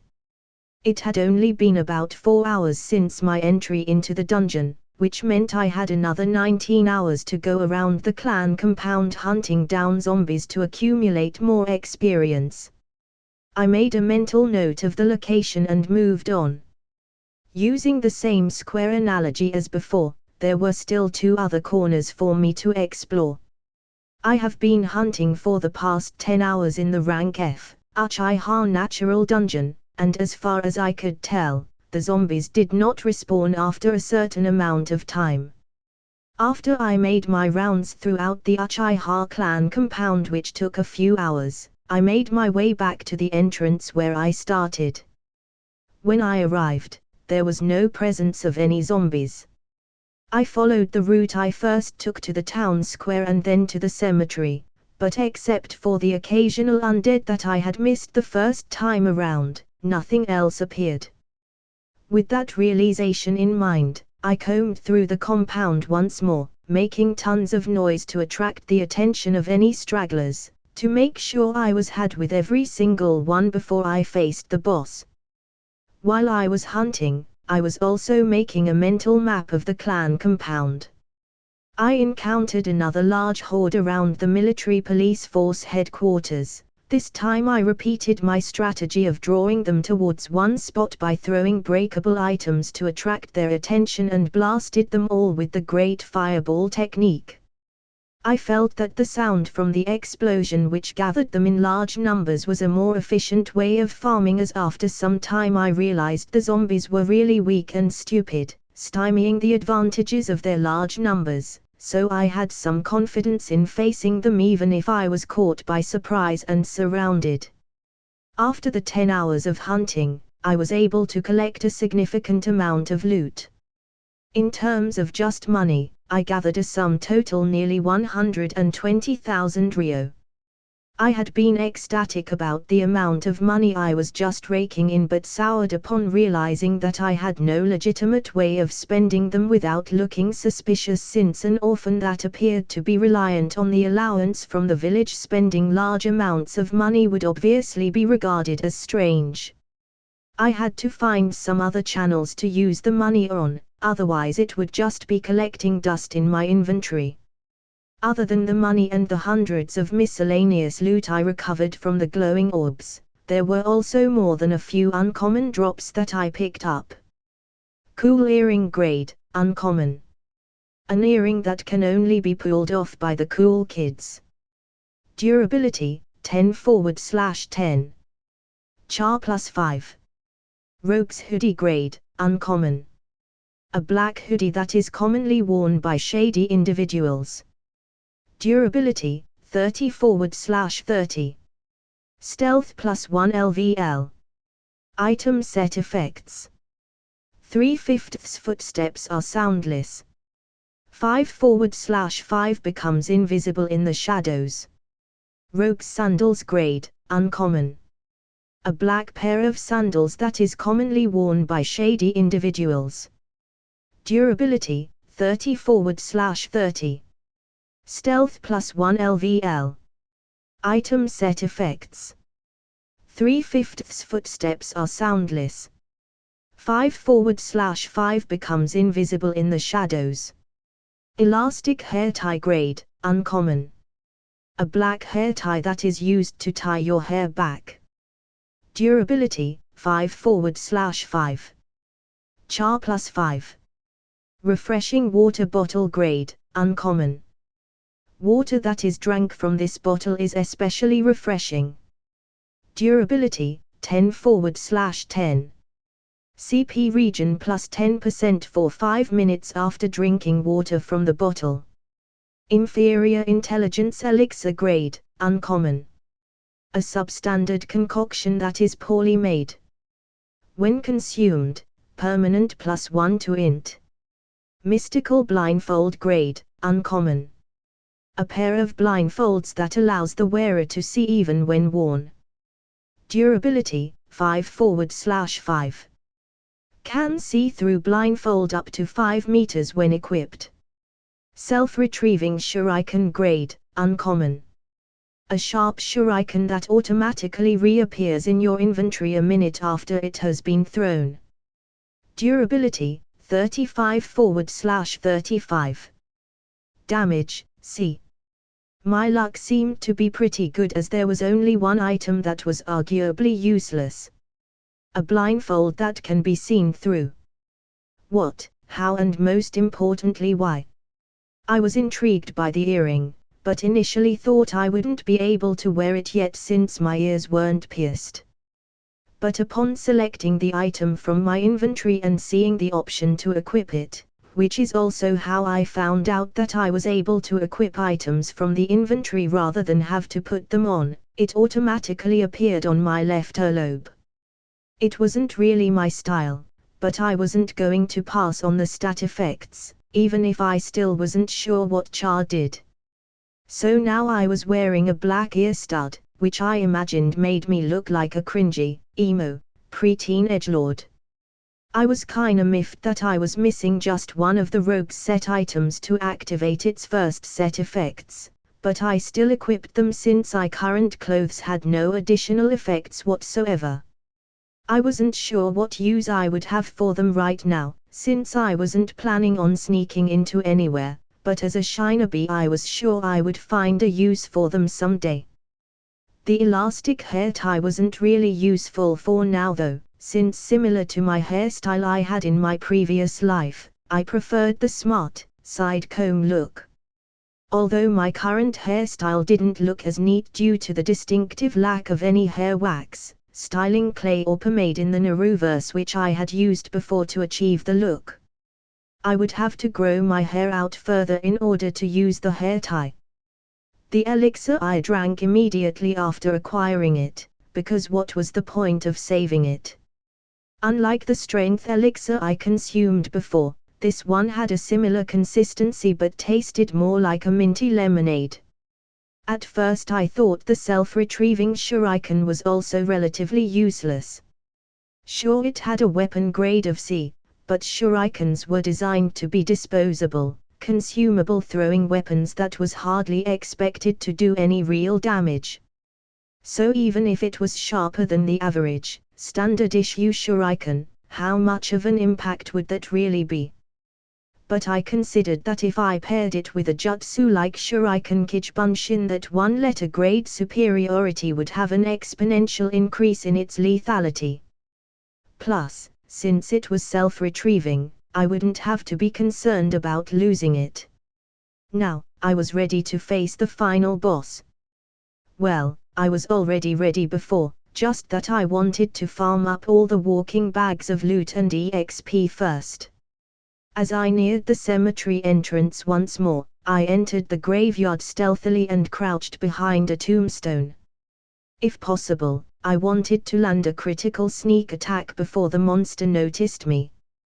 To that end, I would have to approach as sneakily as I could to avoid its attention. I inched forward slowly, moving from cover to cover using the tombstones to hide from the zombie. My plan was to use the Kusarigama's weighted end, reinforced with chakra, to crush its skull right at the start, hopefully dealing massive damage to the creature.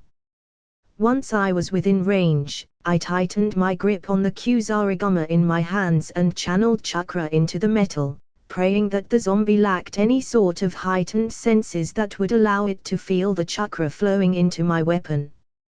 Thankfully, it didn't. Once I was ready, I stood up and immediately began spinning the heavy spiked weight with its chain. I was prepared for it to awaken from its stupor upon my standing up, but fortunately the creature's senses were as dulled as the other zombies since it had no reaction. Once the chain had enough momentum, which took just a second, I threw my hand forward and swung the weighted end while imbuing its force with power strike towards the zombie. It came flying down and crashed down on the boss monster's cranium with a nasty crack. While I wasn't really expecting for its head to immediately cave in, the result was not as significant as I once thought. Although, the creature howling in anguish was just as I expected. As I retrieved the chain, I could now see that the place where the heavy iron had struck its skull now had a visible dent to it. I quickly used observe to see the amount of damage it has suffered. HP 9,138/10,000. Holy shit. Chakra flow and power strike combined did less than 1,000 damage to the undead. Said zombie looked around, completely awoken now, looked around furiously before spotting my figure at a distance. It roared and charged at me. After the tussle at the town square, I waited a minute or two for more zombies to appear if they had been attracted by the noise. But none emerged. So I proceeded on my search for the boss. Thus far, it has been 3 hours. I initially assumed I would find the boss at the center of the Uchiha clan compound, the mini town square. However, failing that, I theorized that it would also make sense for the boss to be located at the other end of where I started. If the Uchiha clan compound could be described as a square, and I started off in the top left corner, then following this theory the boss should be at the bottom right corner. Thus I continued making my way through the Uchiha clan compound towards my intended direction. Of course I emphasized caution by taking the high road through traversing across rooftops while occasionally picking off wandering zombies from above with the chain sickle. Soon, I reached my intended destination, and found out what the place I was moving towards was all along. The location was surrounded by a wooden fence that didn't allow me to see into it, but there was no gate that prevented entry. The entrance was wide open with a wooden sign hanging above that stated, Uchiha Cemetery. Well, if my theory that the boss was here, it would make a whole lot of sense. I approached the entrance to the cemetery and looked through the opening to find rows of headstones within, decorated with some flowers and other assorted ornaments, as well as some tress and vegetation that gave the place a more ominous vibe. But at the far end of the cemetery, was a hulking, brutish figure standing stock still. Its size was not ridiculously large, but it stood taller than any individual I had seen before. If I had to compare, the creature's silhouette resembled a certain retired NBA player who was known for his towering physique, except its body was lined with brawny muscles seen on professional bodybuilders. Although it was currently night, my Sharingan still allowed me to see with crystal clear clarity, not as though everything was bathed in light, but as if the darkness itself was not an impediment to my vision. The creature had bluish skin that seemed more cartoonish than the natural hue of a corpse. It wore tattered clothes that appeared to have been ripped from its seams due to the unnaturally large musculature of the being. It stood slack-jawed, waiting for some sort of stimuli to awaken it from its repose.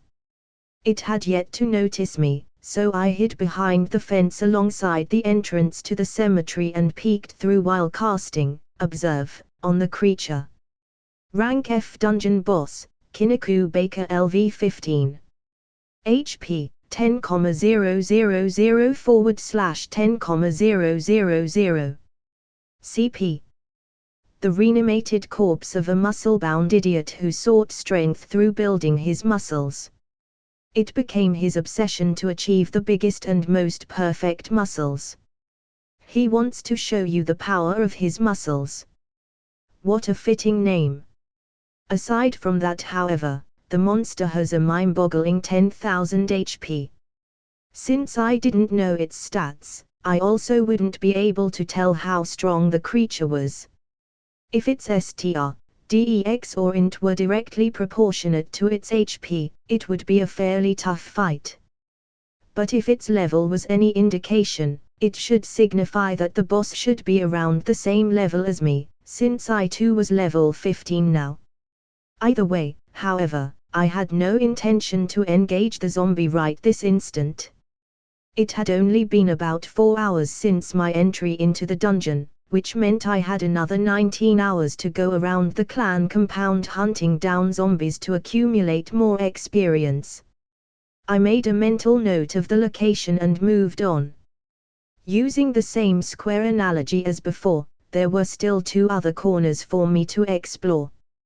I have been hunting for the past 10 hours in the rank F, Uchiha Natural Dungeon, and as far as I could tell, the zombies did not respawn after a certain amount of time. After I made my rounds throughout the Uchiha clan compound, which took a few hours, I made my way back to the entrance where I started. When I arrived, there was no presence of any zombies.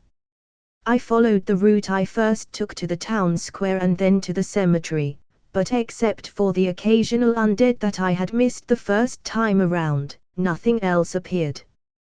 With that realization in mind, I combed through the compound once more, making tons of noise to attract the attention of any stragglers, to make sure I was had with every single one before I faced the boss. While I was hunting, I was also making a mental map of the clan compound. I encountered another large horde around the military police force headquarters. This time I repeated my strategy of drawing them towards one spot by throwing breakable items to attract their attention and blasted them all with the great fireball technique. I felt that the sound from the explosion which gathered them in large numbers was a more efficient way of farming, as after some time I realized the zombies were really weak and stupid, stymieing the advantages of their large numbers. So I had some confidence in facing them even if I was caught by surprise and surrounded. After the 10 hours of hunting, I was able to collect a significant amount of loot. In terms of just money, I gathered a sum total nearly 120,000 ryo. I had been ecstatic about the amount of money I was just raking in, but soured upon realizing that I had no legitimate way of spending them without looking suspicious, since an orphan that appeared to be reliant on the allowance from the village spending large amounts of money would obviously be regarded as strange. I had to find some other channels to use the money on, otherwise it would just be collecting dust in my inventory. Other than the money and the hundreds of miscellaneous loot I recovered from the glowing orbs, there were also more than a few uncommon drops that I picked up. Cool earring grade, uncommon. An earring that can only be pulled off by the cool kids. Durability, 10/10. Char +5. Rogue's hoodie grade, uncommon. A black hoodie that is commonly worn by shady individuals. Durability, 30/30. Stealth +1 LVL. Item set effects. 3/5 footsteps are soundless. 5/5 becomes invisible in the shadows. Rogue's sandals grade, uncommon. A black pair of sandals that is commonly worn by shady individuals. Durability, 30/30. Stealth +1 LVL. Item set effects. 3/5 footsteps are soundless. 5/5 becomes invisible in the shadows. Elastic hair tie grade, uncommon. A black hair tie that is used to tie your hair back. Durability, 5/5. Char +5. Refreshing water bottle grade, uncommon. Water that is drank from this bottle is especially refreshing. Durability, 10/10. CP region +10% for 5 minutes after drinking water from the bottle. Inferior intelligence elixir grade, uncommon. A substandard concoction that is poorly made. When consumed, permanent +1 to int. Mystical blindfold grade, uncommon. A pair of blindfolds that allows the wearer to see even when worn. Durability, 5/5. Can see through blindfold up to 5 meters when equipped. Self-retrieving shuriken grade, uncommon. a sharp shuriken that automatically reappears in your inventory a minute after it has been thrown. Durability, 35/35. Damage, C. My luck seemed to be pretty good as there was only one item that was arguably useless. A blindfold that can be seen through. What, how, and most importantly why? I was intrigued by the earring, but initially thought I wouldn't be able to wear it yet since my ears weren't pierced. But upon selecting the item from my inventory and seeing the option to equip it, which is also how I found out that I was able to equip items from the inventory rather than have to put them on, it automatically appeared on my left earlobe.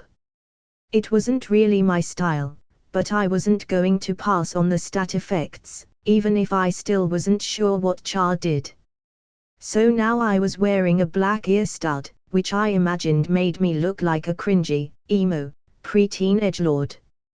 I was kinda miffed that I was missing just one of the rogue's set items to activate its first set effects, but I still equipped them since my current clothes had no additional effects whatsoever. I wasn't sure what use I would have for them right now, since I wasn't planning on sneaking into anywhere, but as a shinobi I was sure I would find a use for them someday. The elastic hair tie wasn't really useful for now though, since similar to my hairstyle I had in my previous life, I preferred the smart, side comb look. Although my current hairstyle didn't look as neat due to the distinctive lack of any hair wax, styling clay or pomade in the Narutoverse which I had used before to achieve the look. I would have to grow my hair out further in order to use the hair tie. The elixir I drank immediately after acquiring it, because what was the point of saving it? Unlike the strength elixir I consumed before, this one had a similar consistency but tasted more like a minty lemonade. At first I thought the self-retrieving shuriken was also relatively useless. Sure, it had a weapon grade of C, but shurikens were designed to be disposable, consumable throwing weapons that was hardly expected to do any real damage. So even if it was sharper than the average, standard issue shuriken, how much of an impact would that really be? But I considered that if I paired it with a jutsu like Shuriken Kichibunshin, that one letter grade superiority would have an exponential increase in its lethality. Plus, since it was self-retrieving, I wouldn't have to be concerned about losing it. Now, I was ready to face the final boss. Well, I was already ready before, just that I wanted to farm up all the walking bags of loot and EXP first. As I neared the cemetery entrance once more, I entered the graveyard stealthily and crouched behind a tombstone. If possible, I wanted to land a critical sneak attack before the monster noticed me. To that end, I would have to approach as sneakily as I could to avoid its attention. I inched forward slowly, moving from cover to cover using the tombstones to hide from the zombie. My plan was to use the Kusarigama's weighted end, reinforced with chakra, to crush its skull right at the start, hopefully dealing massive damage to the creature. Once I was within range, I tightened my grip on the Kusarigama in my hands and channeled chakra into the metal, praying that the zombie lacked any sort of heightened senses that would allow it to feel the chakra flowing into my weapon. Thankfully, it didn't. Once I was ready, I stood up and immediately began spinning the heavy spiked weight with its chain. I was prepared for it to awaken from its stupor upon my standing up, but fortunately the creature's senses were as dulled as the other zombies since it had no reaction.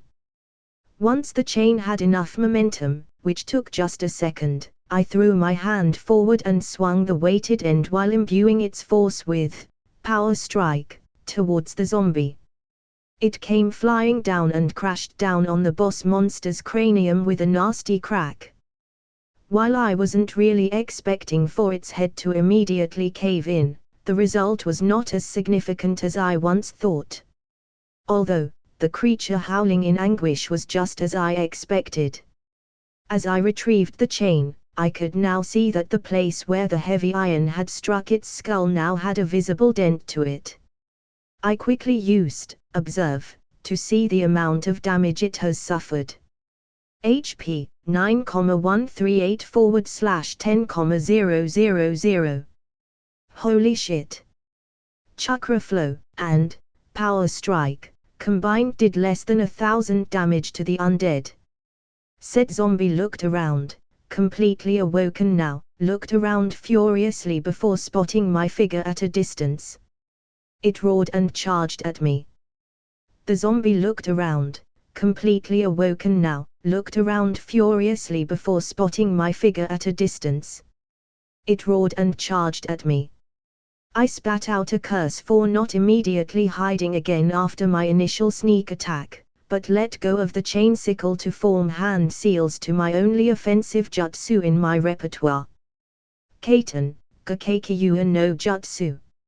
I launched the fireball at the zombie, pumping in a generous 800 CP worth of chakra into the technique. A huge ball of flames emerged from my mouth and soared towards the boss, leaving a trail of burnt grass in its path. As the huge creature closed the distance with surprising speed, the flaming sphere met it halfway and exploded in a large blast of fire and wind. Even I could feel the shock wave from the detonation from where I was standing as a subsequent wave of hot air blew past me. I leaped backwards to give myself some space as I was under no illusion that the fight was over, but not before picking up Jinchumaru, which I had released before. Amidst the sea of fire and smoke, a blood-curdling roar erupted within and the hulking beast of a zombie continued burst out of the flames towards me as if unaffected. Its figure was covered in fire as it took long, thunderous strides in my direction, quickly gaining momentum. I couldn't be bothered with using observe to check its HP as I would either be disappointed or glad, but either way it wouldn't matter. The fight would only be over once one of us fell. In a feat of nimbleness that surprised even me, I landed on a tombstone and leaped off it right after onto a branch of the tree and then followed that up by using the branch as a springboard to launch myself high over the raging zombie. All the while spinning my chain sickle. At the apex of my jump, I launched the weighted end of Jinchumaru at the undead, leaving more than enough allowance to let it wrap around the boss zombie's left arm at its elbow. I pulled at the taut chain to maneuver myself in midair and land safely a distance away. With the chakra within the chains still imbuing it with strength, I gave a sharp pull, which did absolutely nothing. In my head I was expecting for the chains to either sever the arm entirely or shred it into pieces when I pulled back the chain. I stared stupidly at the lack of any outcome before rolling my eyes at my own idiocy. Chakra flow merely reinforced the existing physical properties of the object being supplied with chakra. A sword would become sharper and a hammer would become harder.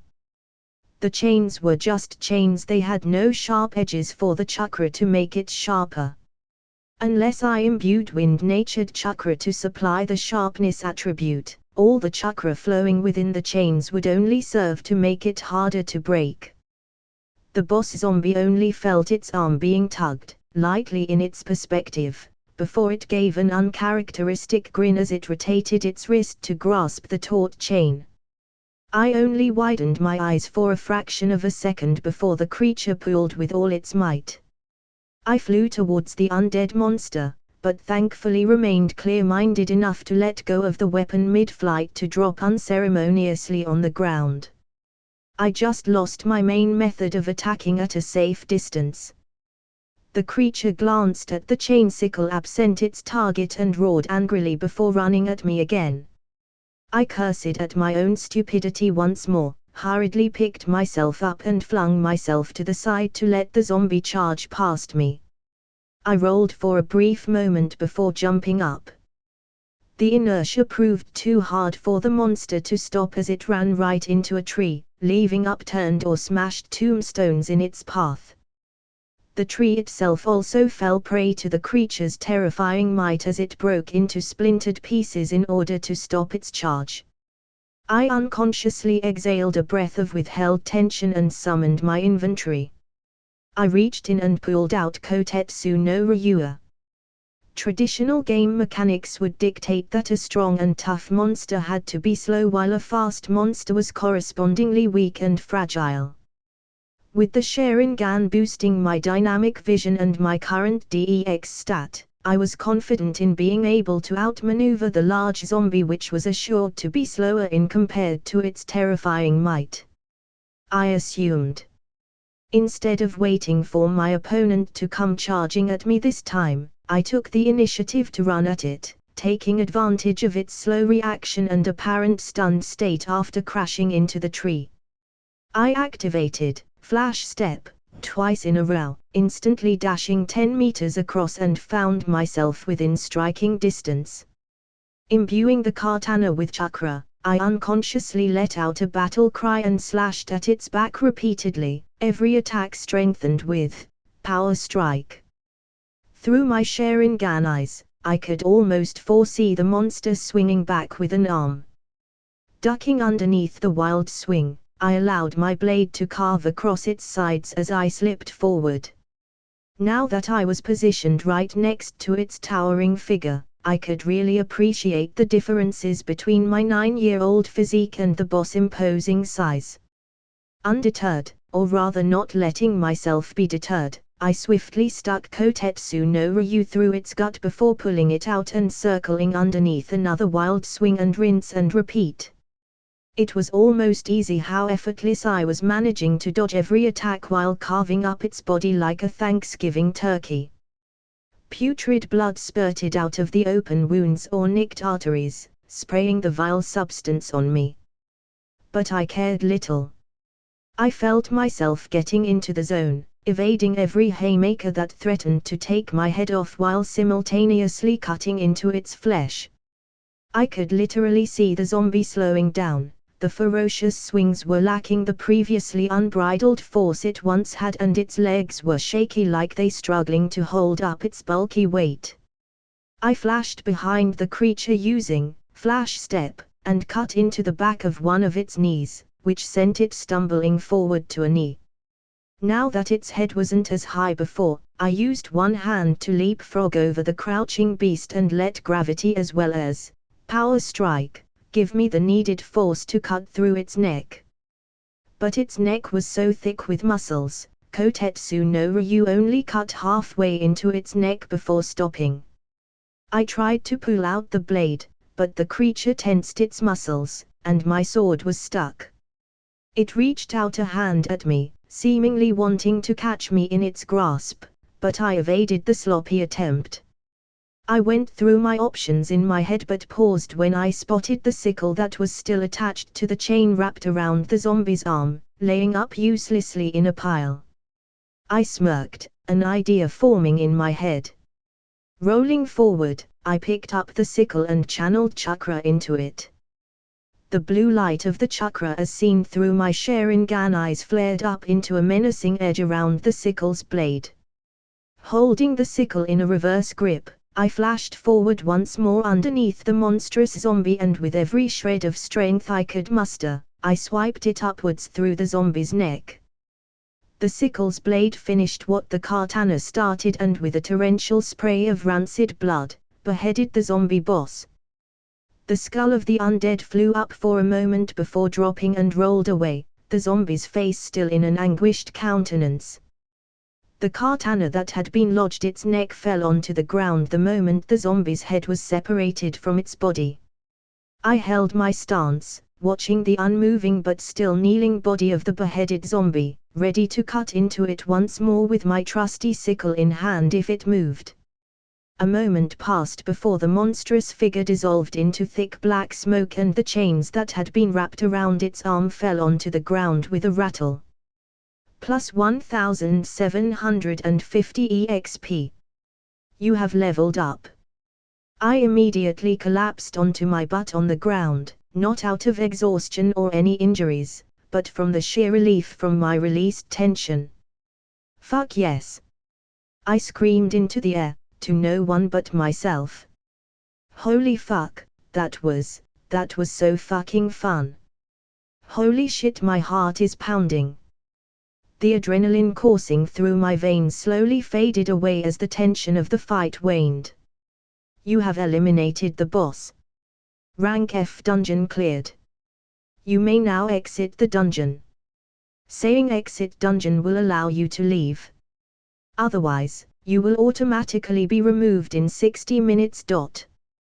The timer that originally counted down the time limit of the dungeon, which had roughly 9 hours left, now counted down from 1 hour. I let myself bask in the triumph of my accomplishment for a minute. That was really, really, really fun. Who knew risking my life in a life and death encounter could be so exhilarating? I could guess that gamer's mind had a part to play in my overall calmness, but the post-fight clarity and thrill was all me. I picked myself up from the ground and spotted a glowing green orb where the boss monster had been. Once I touched it, another notification window appeared. Loot gained, happy smiley. Plus 16,230 Rio. Bodybuilder's dumbbell uncommon. Bodybuilder's supplements uncommon. Bodybuilder's steroids uncommon. Bodybuilder's dumbbell grade, uncommon. A dumbbell that belonged to a fanatic bodybuilder to train his muscles. Durability, 200/200. Plus 30% stat growth to STR when training with it. Bodybuilder's supplements grade, uncommon. Supplements that were used by a fanatic bodybuilder to train his muscles. When consumed, permanent plus 3 to STR. Bodybuilder's steroids grade, uncommon. Steroids that were used by a fanatic bodybuilder to temporarily enhance his muscles. When injected, plus 15 STR for 1 hour.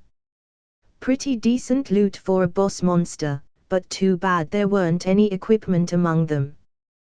The supplements simply looked like a thick protein shake in a protein shake bottle, while the steroids was a yellow liquid in a syringe. And the dumbbells, well, they just looked like normal dumbbells. I retrieved the protein shake and drank it up. It was a pleasant vanilla flavor. I looked around the scene, surveying the shattered tombstones and trampled grass that was once a peaceful, albeit ominous, cemetery. But I wasn't ready to leave yet. If I knew my dungeons well enough, there was usually something else apart from the loot drops from the boss monster that rewarded the player. A hidden treasure chest. Plus, it was kinda weird the system gave me an additional hour after the dungeon was cleared to leave. So I began investigating the cemetery, overturning rocks, checking the hollows of trees, but I found nothing.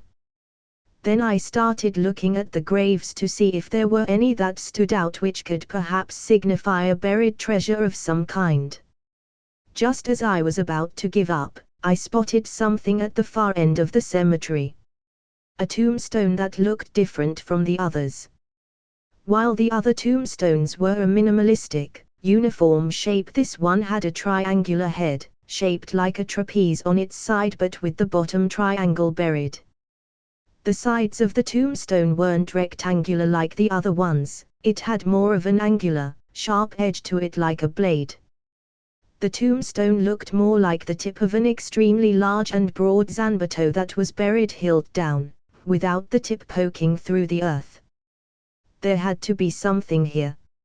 I read the inscription on the tombstone, but it only contained the name, Uchiha Zaku Faru. A name that I wasn't familiar with and was pretty sure did not appear in the show. I fondled the tombstone, hoping to find some sort of mechanism, switch or button that would reveal the treasure. However, I couldn't find anything of the sort. Thus, I had to commit the disrespectful act of grave digging. I gave a short prayer for the soul at rest, aware of the absurdity of paying respect to a grave in a dungeon the system created, but I felt it only appropriate for desecrating someone's resting place, dungeon or not. I took out a shovel that had coincidentally been dropped by a common mob zombie previously and started digging up the dirt. I channeled chakra into the shovel, and while it wasn't as effective as my rare-grade weapons with chakra metal alloyed in them, it was still reinforced somewhat to ease the burden of my digging. The clock was ticking as I continued looking for the buried treasure. Minutes quickly passed by and I was slowly losing hope. If I wasted the bulk of my time digging this grave that had such a distinct and unique tombstone and found nothing, I wasn't going to be pissed at dumb name Zakufaru for requesting such an elaborate and stupid-ass tombstone. Ding! I recoiled as the reverberations of metal hitting metal rang up my arms. Wait. This was it. I knelt down and used my hands to dig through the dirt, slowly removing the soil that still covered what I had unearthed. Soon I was able to see the distinctive shape of a metal box as well as the handles by its side. Gripping the handles, I struggled for a moment before managing to pull it out. I climbed out of the hole with the metal box in tow and heaved it onto the ground next to the tombstone. Damn, I'm good. Now that I could take a proper look at the chest, I spotted a piece of paper with some squiggly drawings on it that covered the front of the chest's opening. Shrugging nonchalantly, I ripped it off and excitedly opened the chest. Inside was a severed head. Congratulations! You have discovered the hidden boss. Warning, you cannot leave the dungeon until after the hidden boss has been eliminated. Fuck. Was this the price of greed? That's it, guys. Hope you like the video. Like, share and subscribe the channel, and also make sure you tell me your recommendation in the comment section down below. Thanks for watching.